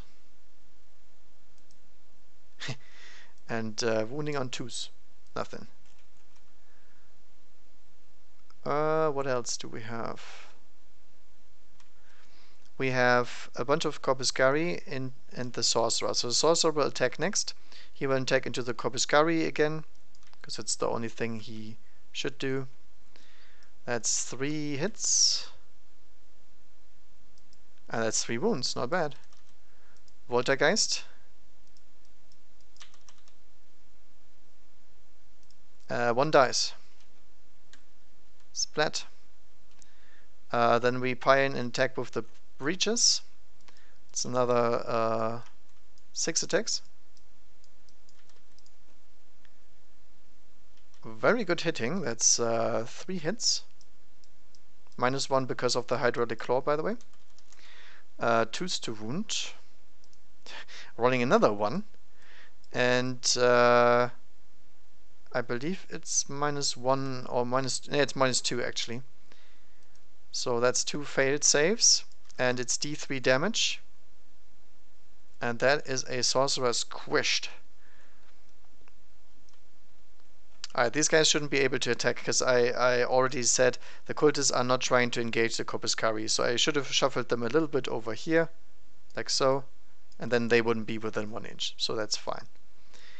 Alright. And then last but not least, we get to rave our pogo sticks very angrily at Mortarion. And he's gonna learn that these are very little angry men. They might not kill him, but they have a good chance of hurting him pretty badly, which feeds a lot of points. So we still have 1, 2, 3, 4, 5, 6, 7, 8, 9 pogo ravers. And this is gonna hurt. 9 of them with 2 attacks each, I believe. Actually, I have to check if their Watergeist field triggers when I get charged as well. That would deal some more damage too. I completely forgot about that one. No, when I complete a charge unit move, then I get to do that. Alright, so let's check the let's check their damage. Their profile is weapon skill 3, and they reroll all hit rolls due to my Warlord trait, and they are infantry that is around. They get 2 attacks each at strength 6 right now. 2, 5, 6, no, actually 7. So they are, I don't think Mortarion is toughness 8, is he? Yeah, we're wounding him in force. That is actually pretty nasty. The Electro Leech Staff is a pretty nice weapon against these guys because it has AP -2, so it will still force his invuln save, and it has D3 damage, and each wound roll of 6 suffers, the target suffers D3 mortal wounds each time. So this is pretty nasty. If I get 6s here, he's gonna have a lot of trouble. So rerolling failed hit rolls. And then wounding on force. And that is him probably dead. Let's see. Do I want to reroll one of these? I still have my command point. I don't think I can do anything about him at the moment. By the way, these guys are here because if I have these guys and they are affected, that's why they are here. So I can really quickly see whether or not they are affected by the stratagem. And as you can see, I cannot use a stratagem for these guys except the rerolling. because it's not going to be effective. Alright, so I'm not going to reroll. I think that should be enough to knock Mortarion into submission with the robots. Alright, so these 4 here are mortal wounds. So he takes 3, 6, 8 mortal wounds with disgustingly resilient. So he takes 1, 2, 3, 4, 5, 6 mortal wounds right on top of the normal damage. Drops him down to 9. So he is now at half life, so his profile will be activated with the host of plagues and attacks dropping down and whatnot, movement being impaired.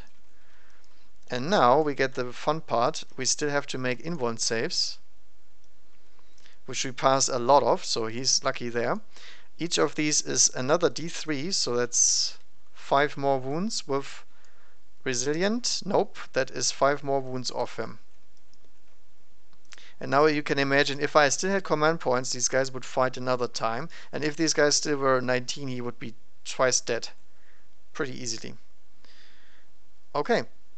So Mortarion gets absolutely pummeled. He drops out of his 18 wounds 14. That means for our mission, by the way, that we scored 3 points versus Mortarion just by punching him in the face, because he is my declared warlord that I want to kill. He's a king, sorry. This is called Kingslayer. Alright. That was a lot of fighting. Now, do I have to do anything else? I think I need to do some morale. These dudes here, how many did they lose? I assume it's a lot. Let's roll and then we see. Their leadership is 7. So we have 4. 1 died. 3. I think they lose another 2. So would leave them still alive. I'm pretty sure they lose another 2. I forgot to track their losses, unfortunately. These Plague Bearers I did track. They lost 4. Let's check. Reality doesn't blink. What's their leadership? Their leadership is 7. So they are absolutely fine. Sorry about that.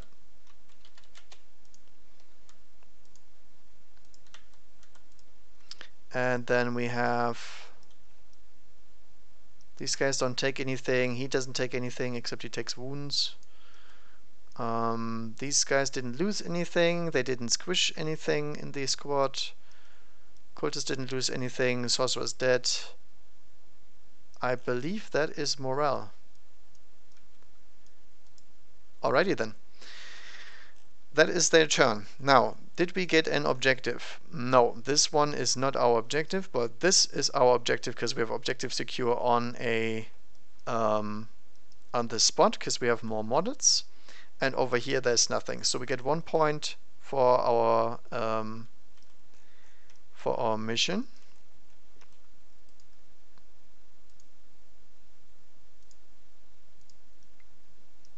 For holding a objective. Did we kill anything?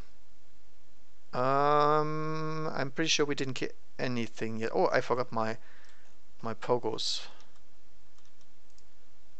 Pogos are absolutely fine, even on these losses. Did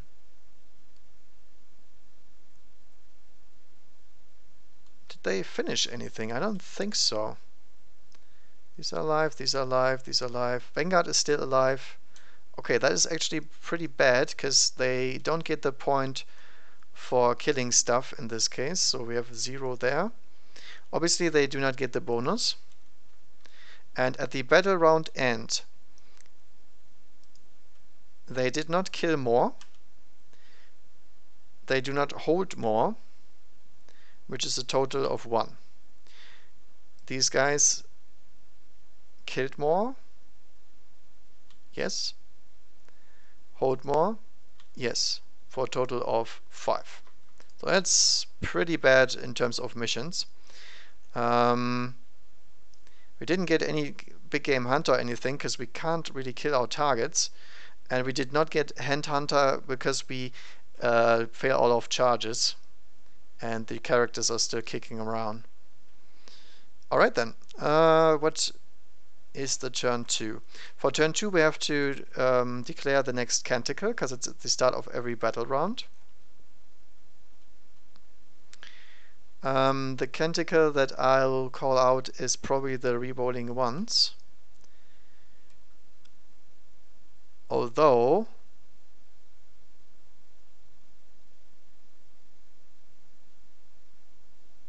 I might just roll.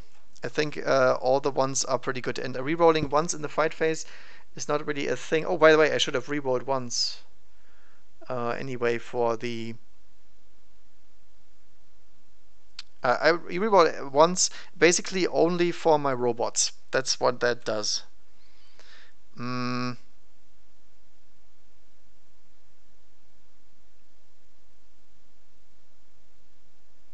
This is a good question. Litany of the Electromancer will allow me to cheeky get some mortal wounds in there. But it's only on a roll of a 6, so that's pretty bad. I think I'll still go for it. I'll try Electromancer. I've never done that, so let's see what it does. Okay, on Mortarion. Of course, he takes D3 mortal wounds.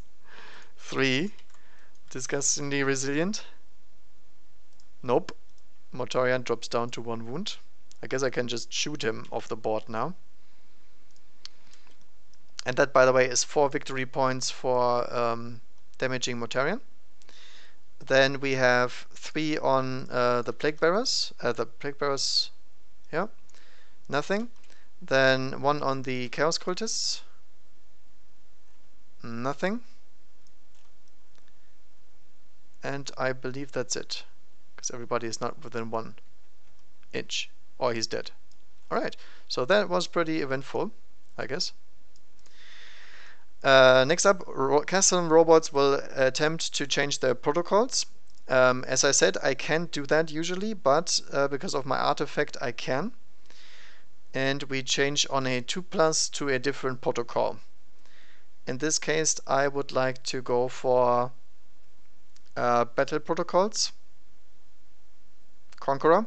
So we cannot shoot, but we can fight twice in each phase instead of only once.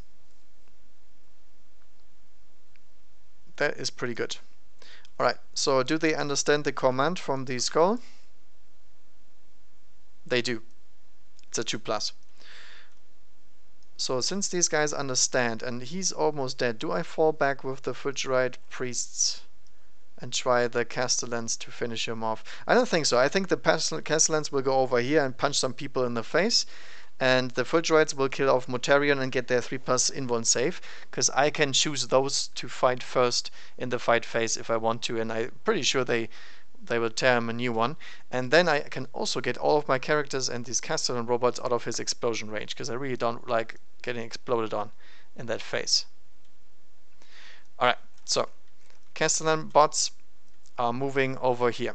Unfortunately, they can't use their Flamers this turn, but I think getting the double amount of attacks is not a bad choice either. So we are pretty much moving straight 8 inches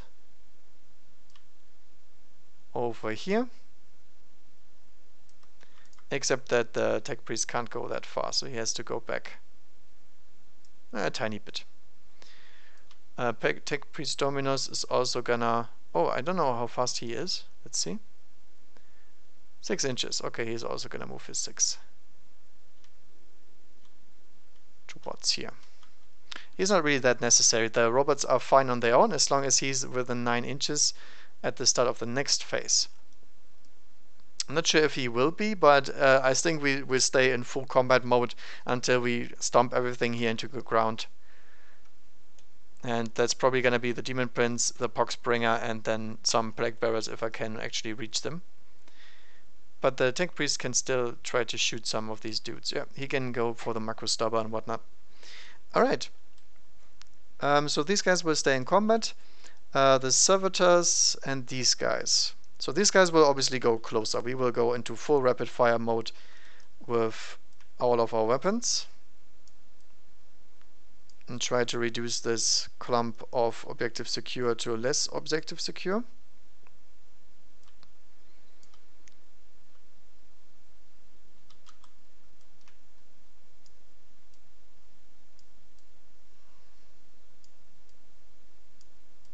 Like so. We'll do some orders and then we will rapid fire into that squad. Then the infiltrators, that is going to be interesting. What do the infiltrators want to do? They can mop up this plague bearer squad if they want to. Or we can go for the long charge into these. I think I will do the double charging. We'll just move forward our 8 inches. And then see what we can actually reach. That's gonna be a 9-inch charge, and this is gonna be a 7. So we can charge both these guys at the same time. And we can even go for the cultists if we want to. That's also a 8-inch charge. The Cataphron Breachers will just stay in combat with the Plank Bearers because they are fine with occupying a unit that has objective secure, not getting to the objective, and they don't deal that much damage anyway. Doesn't make much sense. These guys here will go into rapid fire range as well.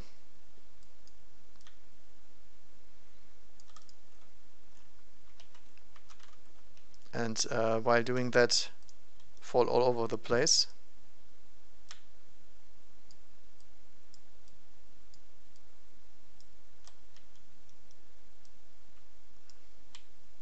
Like so. Try to rapid fire into these guys. And unfortunately they do not have the order, but I still want to get the full damage going. And they're pretty safe from them because they will be bound in close combat next turn, so they won't get charged no matter what. And then these guys here will go for the kill on that unit right there. I think we can just fire our guns into the cultists and that should absolutely annihilate them if we want to, but I mean they're still in close combat with the Skitarii. If I break him free, then I can fire these guys off the objective and the Skitarii will hold it by his own. So he will go 1 inch away but still within the objective. And then these will fire these off and charge into the Plague Bearers, trying to mess up some attacks. And just in case that doesn't work, we still have the Cataphron Breaches. They will shrivel forward and try to get rid of that sneaky character in there, or try to charge in here as well. So we're closing in for the kills here. Actually, this guy is still in explosion range. Maybe I should have advanced him. Whatever. Next up we have the shooting phase. So shooting phase starts with orders. We're ordering first rank fire, second rank fire on the Tempestus. So get 8 shots rapid firing. Last pistol extra shot. Hitting on 3s. Oh, actually hitting on 4s again because of the bunch of Plague Bearers. I also forgot about the 6s last time, so this should be extra shots on 6s. But that was a terrible hitting roll anyway. That's a good wounding though. 3 wounds is not bad. No demon saves and 1 disgustingly resilient. So we have 2 Plague Bearers dead for number 2. Like so. Then we do the very same again. 8 shots times 2. Pistol. Pistola. My goodness, I would wish we would hit on 3s, but unfortunately we don't. And we cannot reroll all hits. But we get 4 more hits, 4 more shots, I believe, because we have a pure Tempestus detachment. Hold up a second. I'll check the rule real quick. It can make an extra shot with the same weapon at the same time for each. Okay, so it's an extra shot. So we get 1 more hit.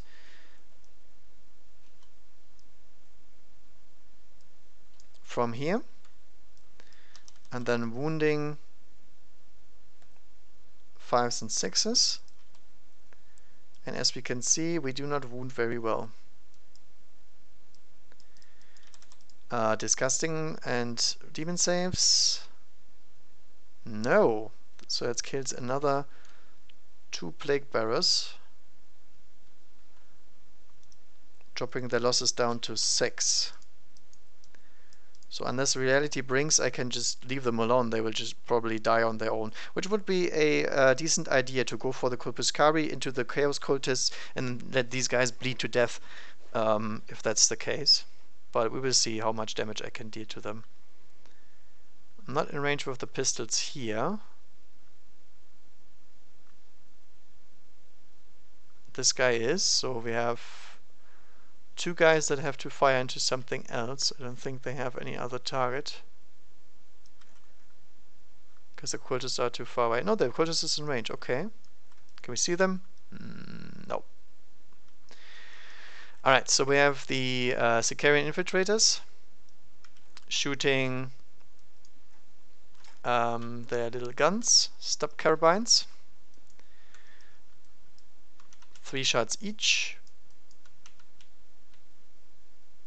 4, 5, 6, 8. Do we have any? We have 1 more command point. Do I want to use that to hit on 3s? I think so. I don't think we have much else to do. We want to drop this down, this squad below 20, and then we are good to go. So hidden on 3s. 4s. Nope, that doesn't look like it's successful. My goodness, they make all saves. Disgustingly resilient makes every single save. Okay, then we have the breaches.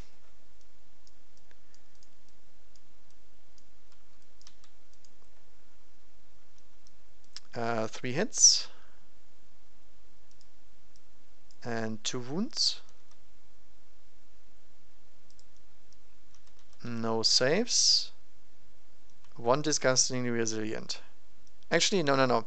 This is D3 damage, so this is 2 more disgustingly resilient to make. Okay, he still dies, and this one failed his roll anyway. So still 2 should die. You should roll a disgustingly resilient for each damage, not for the entire woundage. My bad. They deal D3 damage and D6 against vehicles. So it's another 8 of them gone. So we still need to kill 3 more. But we have the Tempestor Prime and the other Tempestor Prime. Oh, that's actually an additional shot. Because of the 6. No. And wounding on 4s. Nothing. Do I have anyone else that can shoot at them? These guys are in combat, they can't. I believe I have to go with the Electro Priests then. I think I will still fire the Electro Priests into the Cultist squad, because I need to get rid of that objective secure, and then I can bind these guys in close combat, hopefully. That charge is pretty long now, but still. Yeah, I will fire. Actually, no. I'll fire them into the Plague Bearers squid. I don't care. 3, 5, 8. Still alive. Assault 3, so 3 times the amount of shots. Hitting on 4s. And each of these are extra hits. 3s. 5 ups. 5 ups. 1, 2, 3, 4, 5 more die. Alright, that's a pretty good amount of damage. 1, 2, 3, 4, 5. So they drop in 13 members so far. So this will absolutely annihilate them if they don't get the blink. Question is, can I leave them alone or can I not? I will charge the Cataphrons first and then we'll see about that. Or in this case, I will charge the Sicarian first.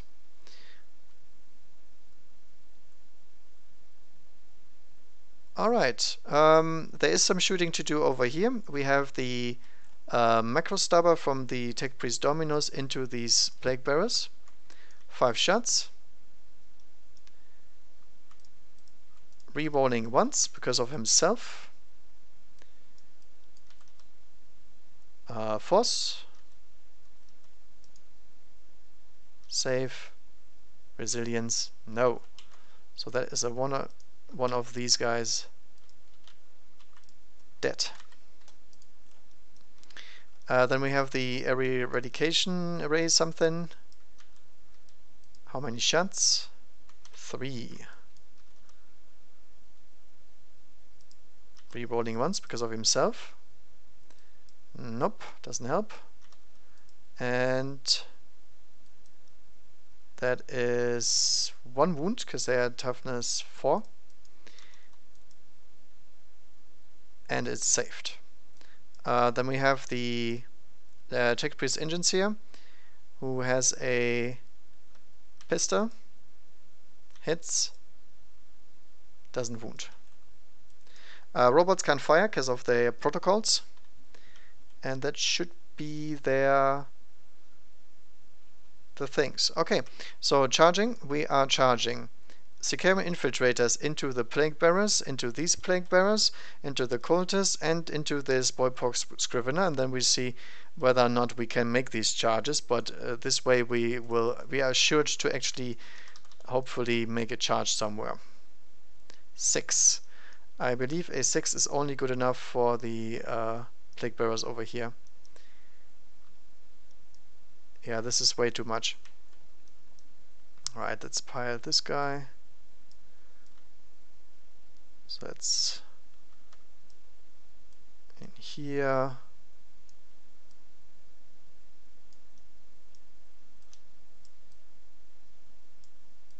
Basically same issue as before. I have to move my Cataphrons before I get to attack really much.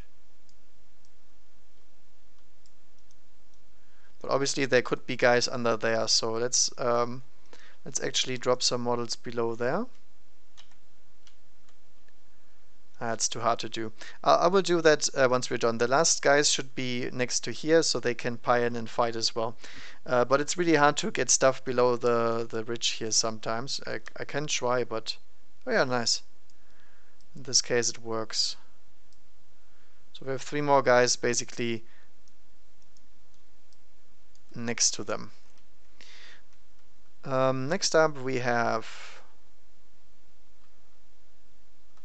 the Tempestors will charge these guys. 6 inches is enough.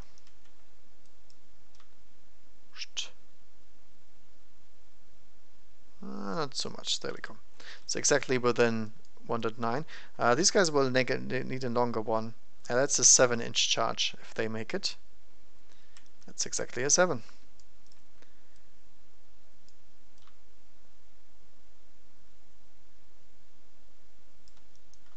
And this guy will obviously stay behind that guy, but they will all get to fight anyway. The Tempestor Prime can't really charge, but they will try to order them in case they stick to the fight. Next up is the Cataphron Breaches into the Spoilpox Scrivener and the Chaos Cultists.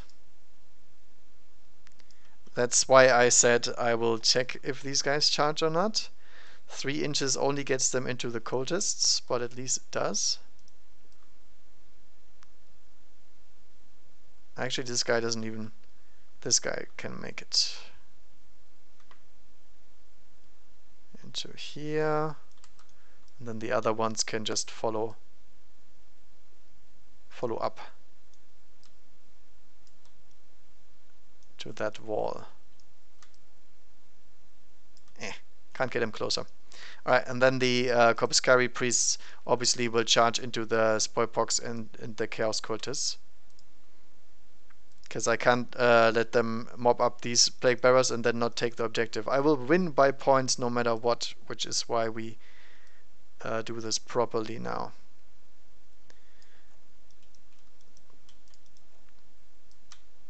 As you can see, the mass movement with a bunch of dudes doesn't work very well, but that's fine.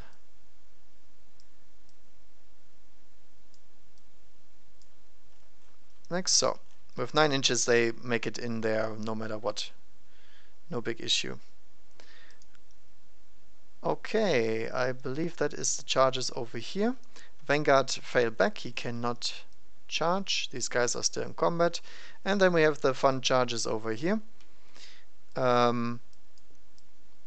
So the Tech Priest engines here will try to charge the Poxbringer. He needs an 8, and he absolutely nails that charge. Like so. So he's out of the way for all my robots.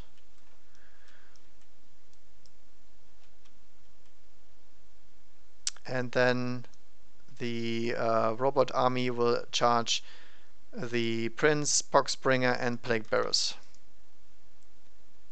Whew, that was close. It was almost a 4-inch charge, but we are good to go.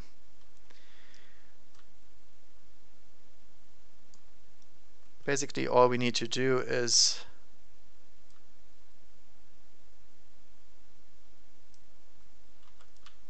get all the robots into close combat, which is really, really easy to do. Because they can fight in 2 ranks, just like any other unit. And remember, they can fight twice, so their combat movement now is really, really good. They can basically try to punch these guys twice. Alright, then the Science here will also charge. Or actually, will they? Nah, they will stay to the objective. I want the objective point here. That's more important to me. These guys over here weren't doing anything anyway, so I might as well sacrifice them to this Plague Bearer squad. And might actually drag some units down because they just died to reality blinks, which is nice. Alright, let's go with the fun part first. Explosions first, questions later. The only thing I have to check is how far does Mortarion explode, because he might interfere with the combat on the other side. Putrid Demise.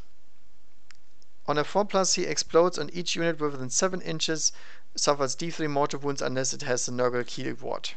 So he's gonna explode into this combat. And possibly kill my Vanguard, which is really bad, by the way. Let's hope he doesn't explode. But he doesn't interfere with much else anyway, so we can just pogo him down. So the pogo army will try to pie in this way, I think. Like so. Trying to make some ground movement while getting closer to him, which is allowed, by the way. You can basically run circles around him as long as they get 1 millimeter of an inch closer. They are allowed to do so. There we go. Something like this. So we have how many? 3, 6, 8, 9. 9 of them.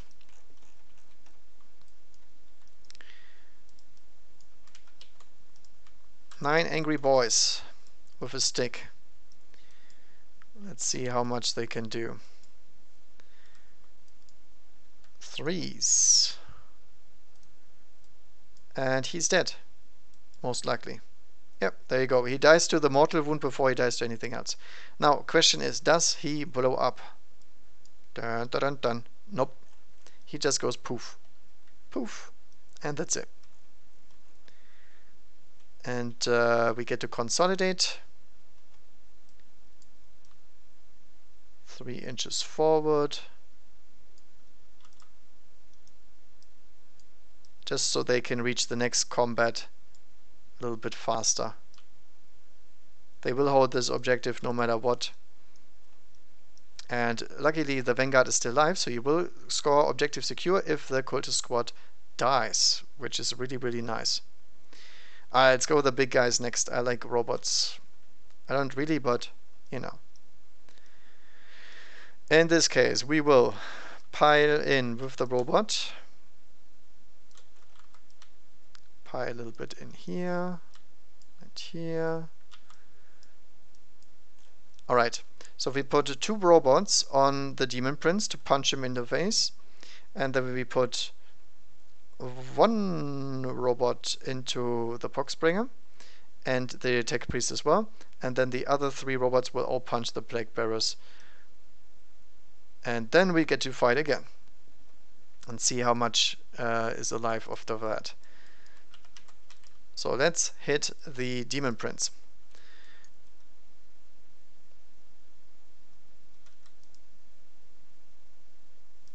That's a bad roll. That's just 2 hits. Won't get any rerolls because the Tech Priest does give only infantry rerolls, which they aren't, unfortunately. But that's 2 wounds with 5-up invuln saves. And that is 3 damage, disgustingly resilient. So he takes 2 wounds straight away, drops down to 3. Next up we have the Text Priest himself. He's gonna attack the Poxbringer. 1 attack with the arm, 1 attack with the axe. Both hit. Wounding on 2s. No, it's actually 3s, but that's fine. Invuln save? Nope. How much damage does it deal? Not actually sure how much. I barely get to attack with a servo arm. It's 3 damage flat. Okay, that's actually pretty powerful. He doesn't make any disgustingly resilient, so he drops down to 1, and then the axe will go next. Axe attack wounds, and he makes a save. Okay, so he is down to 1.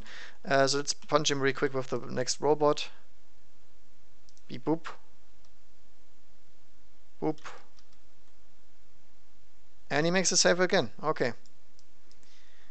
Feels bad, man. He's still alive. But it doesn't really matter too much, to be honest. And then we have another attack by the robot crew. Again, missing pretty badly. But at least they are wounding everything because of strength 10. Good invuln saves.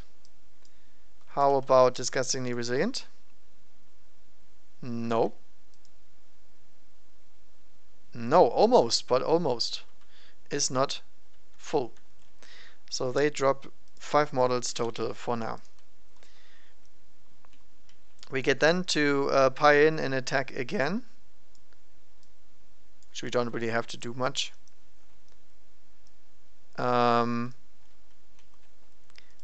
Robots. That's about average. 3s. 5-up demon saves. Ouch. That is 6 damage on the Demon Prince, and he has to make disgustingly resilient. Wow, he's really good at making the disgustingly resilient save, that's for sure. But he is dead. Splat. That is the Warlord down. And then we continue with the 1 robot extra. Good thing I put him on the Poxbringer, that's for sure. That's 2 wounds, and both of these are 3 damage each, so he's dead immediately. Disgustingly resilient does not work very well if you get just annihilated by huge amounts of damage. And then the rest of the attacks. My goodness, these things are really not hitting very well. I wonder if there's anything that gets them rerolls, but I'll check that later. Ouch, 2 damage failed. Demon saves. Alright, that's 3 guys dead, almost certainly. So, first guy, disgusting. No. Second guy, disgusting. No. Third guy, disgusting. No. That is 3 more. Splat. Drops down to 8. which makes leadership an issue now. And that's that combat for now. So the primary targets, the HQs, were absolutely killed. So that's all that matters. Then over here I will activate the I have to activate the Sicarians before the Cataphrons, unfortunately. So I will have to pile them in a little bit more. 3 inches will actually bring him to the front door.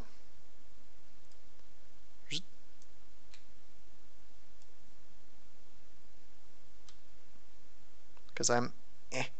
Come on. Oh, actually, this looks really weird. Never mind then. I guess I stay at the other side because I can't actually fit. The building is a little bit iffy here. Let's do it like that. This is another 3-inch pile. And it doesn't really matter. These guys are in base contact because of the ruin in between. And then these guys can also pile in over there.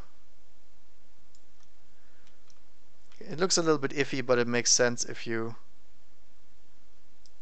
consider that this is a simulation and we can't really put these things as tight as we want to. Yeah, these guys will not get to fight, but the other ones will. So that's 6 dudes.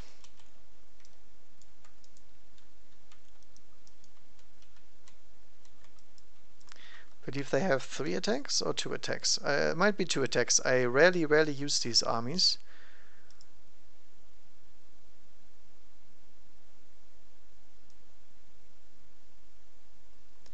They have 2 attacks base and 1 attack extra for the special dude. 3s and 4s, I believe. 5 ups and disgustingly resilient. 4 dead. Oh, wrong side, sorry. Getting a little bit dizzy. 1, 2, 3, 4.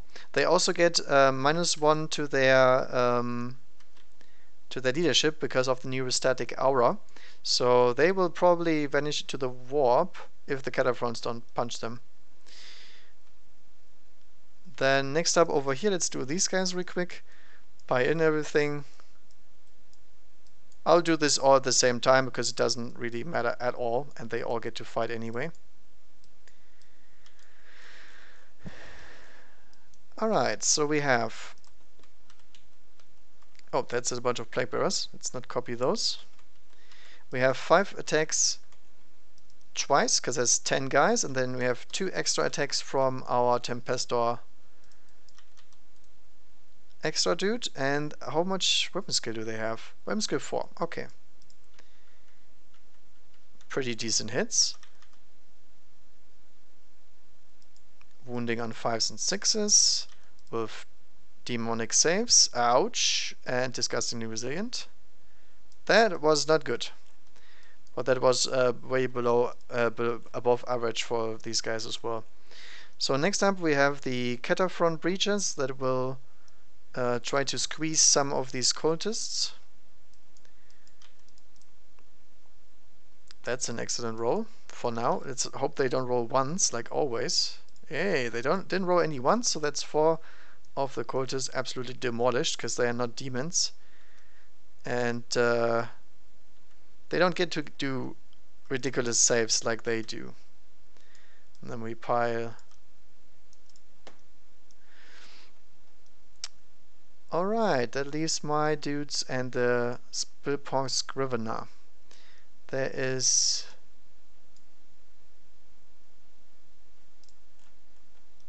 let's put 3 of the Corpuscari. Actually, let's put 2 Corpuscari into the cultists and 1, 2, 3, 4, 5. Isn't there missing one? I think there's one below that other one. There should be 8 Corpuscari here, not 7. So we have 4 attacks. Whoops. 4 attacks. Wow. That was pretty bad. Nothing happens. And then we have another 6. 1, 2, 3, 4, 5, 6. Hitting on 3s. My goodness, that is complete overkill, but fine.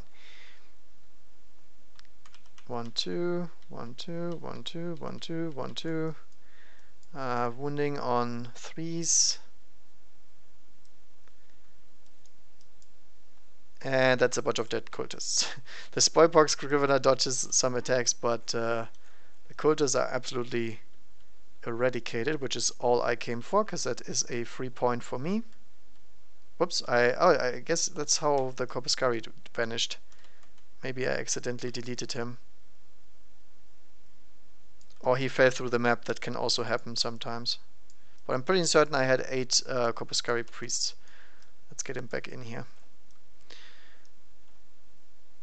Okay. 2 Cutter from Breaches against the Plague Bearers. 2 hits. 2 is the wound. Demon saves. Nope. And then D3 damage. Just 1. That's bad. Ah, they make 1. So there is a 5th casualty, and that leaves only the Plague Ridden to fight back. I guess they can fight back now because I don't think anything else can fight. So 2 attacks from the Plague Ridden into the Infiltrators. 1 hit because he's too far away from the Scrivener. And he scores an additional hit because it was a 6. Wounding them on 3s. So that's 2 wounds on the Infiltrators. They have 4 up saves, I believe. Yep. And that kills 1 of them. Blip. Let's do morale here real quick before I forget all of this stuff. So morale for the Plague Bearer. He is leadership 7 and he takes 8, so that kills him exactly on the spot. Then over here the Scrivener actually has some really interesting stuff. He has sneezes. He can actually sneeze on these guys next turn, which is really cool. And he has a Distended Maw, which he can attack with. The Distended Maw is, I believe, the better option most of the time. Let's see how much he hits first of all. What's his weapon skill? Not 2. Oh, it's 2. Wow. Not bad. And wounding on 3s. 5 up Invuln. And Feel No Pain. Kills 1 priest. So their leadership is fine. They cannot lose this. And they stay locked in combat. Then over here, this is not gonna end well, I believe. We're gonna pie in 3 inches. And basically, we're getting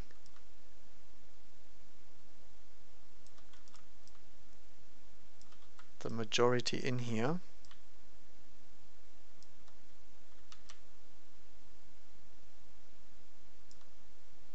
Everybody else can just shuffle forward, because they won't make it in anyway. Oh, get back here.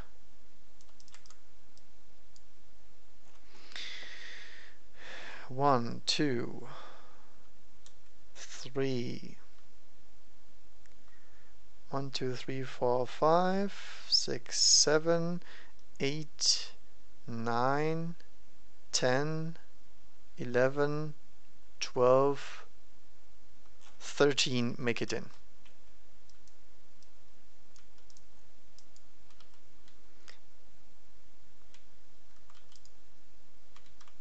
Unfortunately, they do not get any buffs because they are not within range of anybody, not even a character, so they can't get the locus. Hidden on force. No point in activating the banner, obviously. As you can see, the hitting on 3s thing is a big deal for these guys because they don't deal that much damage now. And re-rolling wounds, fortunately. That's good to roll. 4 ups. Oh, actually, I should have declared which go on which one. I will roll that.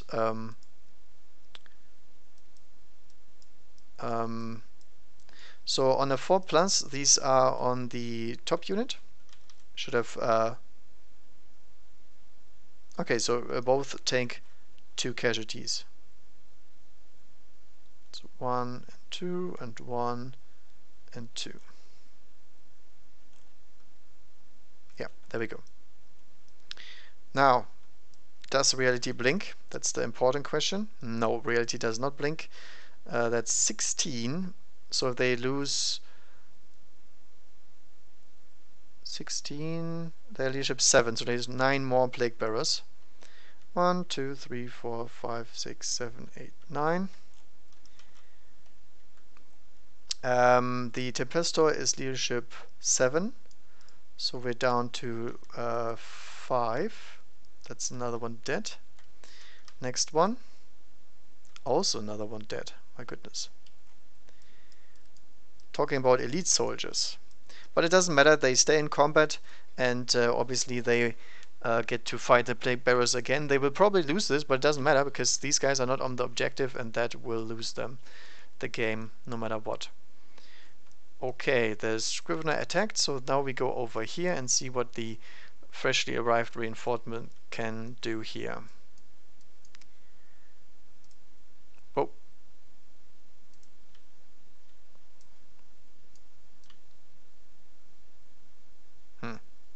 This is not going to end well. Let's shuffle them just a bit.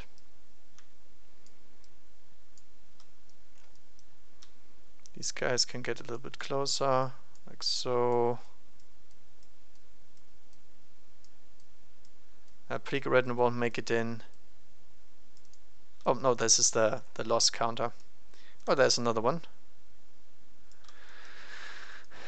Okay, so we have 4, 6, 7, 8, 9, 10, 11, 12, 13, 14, 15 guys can make it in. That sounds about right. Unfortunately, their characters all died, so they are now bare bones basic. But I will activate their banner. Hitting on force. Wounding on 5s and 6s. Rewarding wounds. There we go. And Aegis Protocol is no more active, so we have 3 up armor. And that is 4 wounds of one of the robots. Someone dead? Yes, this guy is dead. Because he already took 2 wounds earlier. Does he explode? I think that's a yes. I didn't even know Kessler robots can explode, but they are considered a vehicle now, as far as I know. So he 3 inches D3 mortal wounds. Will not hit the other ones, but will hit the squad.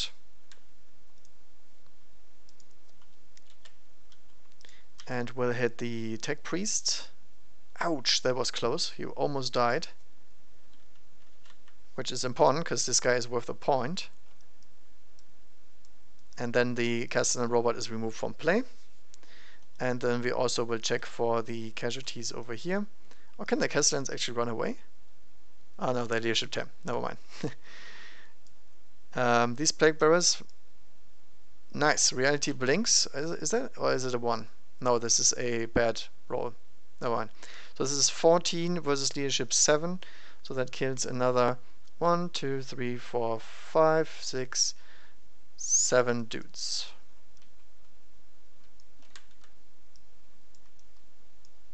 And that combat is ongoing. Okie dokie, and after all that heavy fighting, we go to the counting. So player turn, killed 1, hold 1, bonus 1. All clear, because we killed something, we hold this objective, we hold this objective with our objective secure guy, which the Scrivener can't deny, and we hold our own objective anyway. Now we go to a very quick demon turn, because pretty much they can't do anything. This guy will fight, these guys will fight. Let's say they wipe the squad. It doesn't matter actually if I roll it or not. Let's kill them. And then they consolidate their 3 inches. Then this guy is gonna get eaten alive by Corpuscari Priest. Most likely. So let's see if that is actually a thing, because that is an important combat. He hits twice. He wounds twice. 5 up involence. Pheno pain. 1 Corpuscari dies, leaving 7 alive. 1, 2, 3, 4, 5, 6, 7. Hitting on 3s with 2 additional hits for each 6.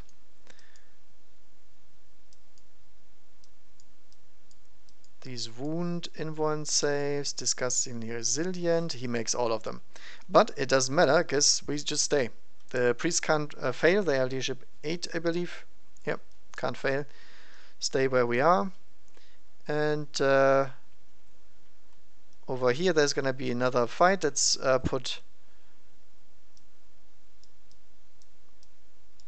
put some Plague Bearers into the Warlord. That's the only thing they can still do. We assume everybody is in, obviously. So we put 3 of them into the Warlord.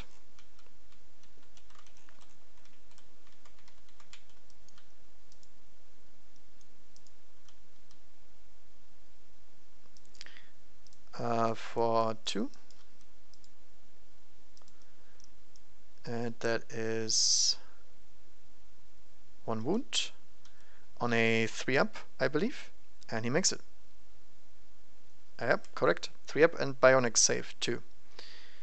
Then we have 1, 2, 3, 4, 5, 6, 7, 8, 9, 10.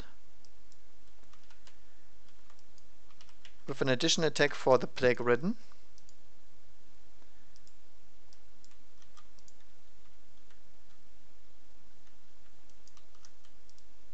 And wounding on 5s and 6s, re-rolling 3 wounds. 3 ups.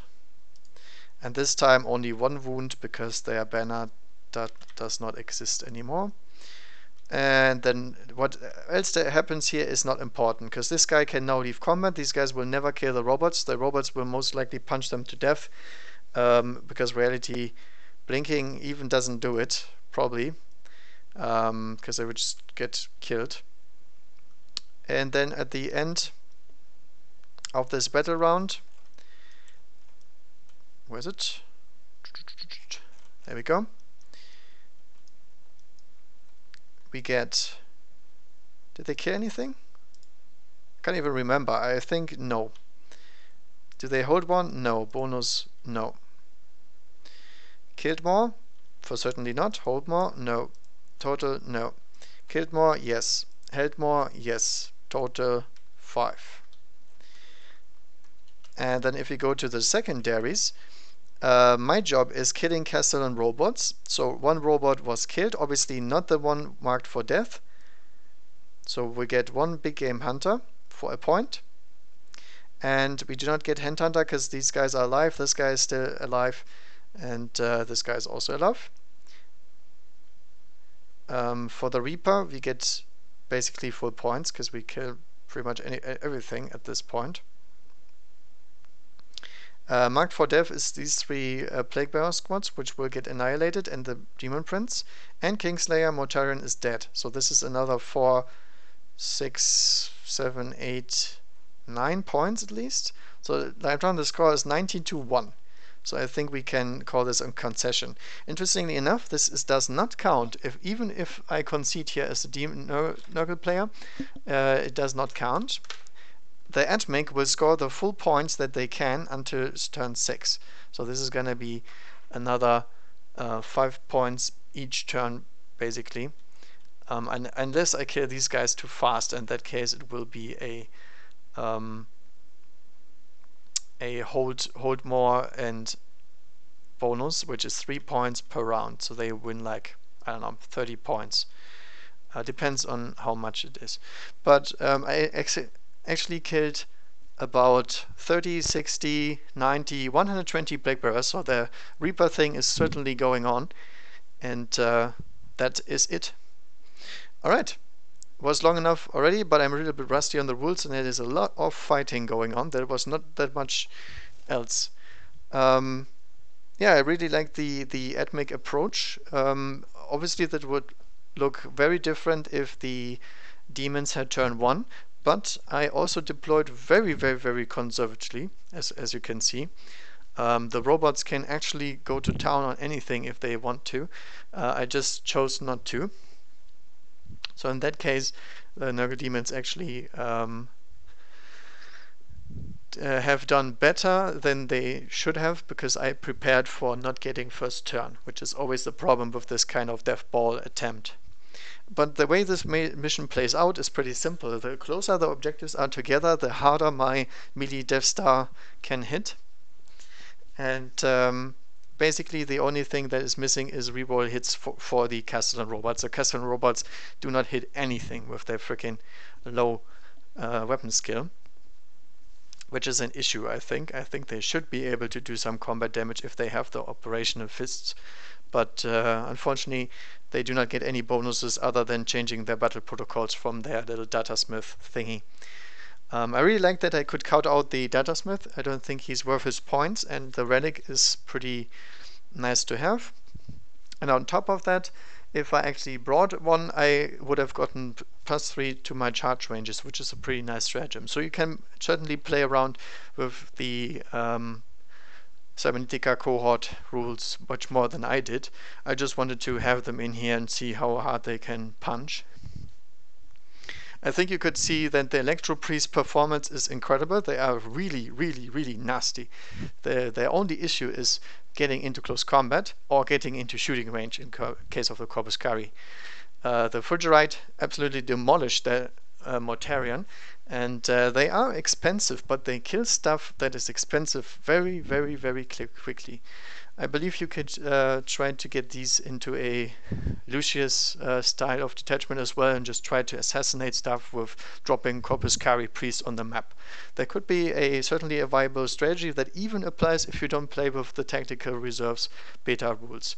In this case, both of these lists obviously wouldn't work very well, but I don't like the rule. I rather not play with beta rules unless they are finished, so I play with the finished rule once they are for certain that this is correct.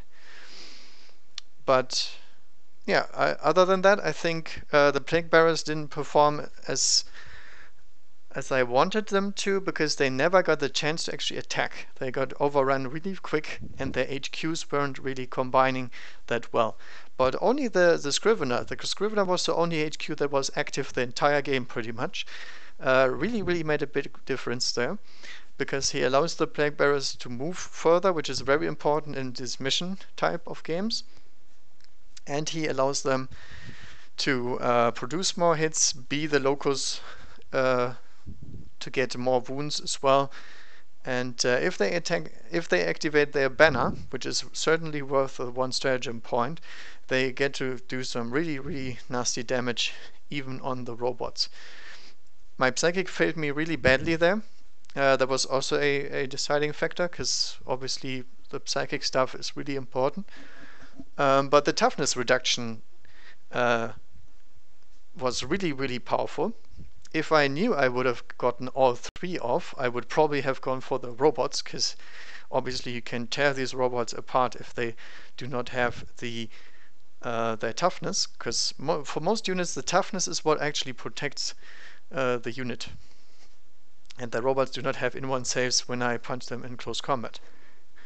So that would have been an option, but as you can see, the priests demolish stuff.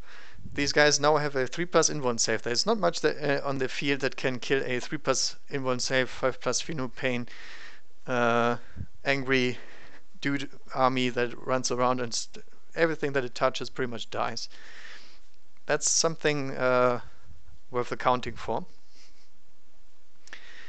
And I really did not perform as well with the AdMech in terms of charges. If I gotten more of these charges off, that would have been wouldn't even have been a close game turn 1, because I would have wiped everything that the demons had before the reserves came in, and the reserves can't really deploy very well. As you can see, there was very few space left to actually summon something. It was very tiny and barely made it in, but that was pretty close. Alright, hope you enjoyed the battle report. It was a long one, but I think long one doesn't really necessarily mean bad one, because there's a lot of stuff happening here. There's close combat everywhere. That's the kind of game I like. I do not like the sit and wait game. I play shooty lists, don't get me wrong. I will play the 10,000 grot guns list. I have done that in the past. But this close combat stuff is very interesting, because I never get to play AdMech as a close combat army, and as you can see, they have a lot of abilities that are able to be used in close combat. The -1 toughness, the -1 leadership from the infiltrators. The infiltrators themselves are a close combat unit at their heart. The Corpuscari are very close range or close combat oriented. The Warlord Traits gives me rerolls, whatnot. There is enough support to play this the way it is worked. The only issue is you have to play Lucius or Styges 8. Any other... yeah, I mean, the AdMech doesn't have any transports. How the hell do you get up the field if you don't have the infiltration or the teleports? That's the thing I'm asking myself. I really dislike that the AdMech doesn't have a transport. In my opinion, they have to have a transport, because it's in their fluff. It's not really like they're not producing a ton of vehicles and they actually don't use them anywhere. But okay, that's just a little rant about that. There was an issue before. That's why I enjoyed the Styges 8 and Lucius Doctrina so much, because they just allow me to get more play styles than before, which I think is really important if you want to play armies well and use all the units without just having a bunch of Keston robots with heavy phosphor blasters and what have you.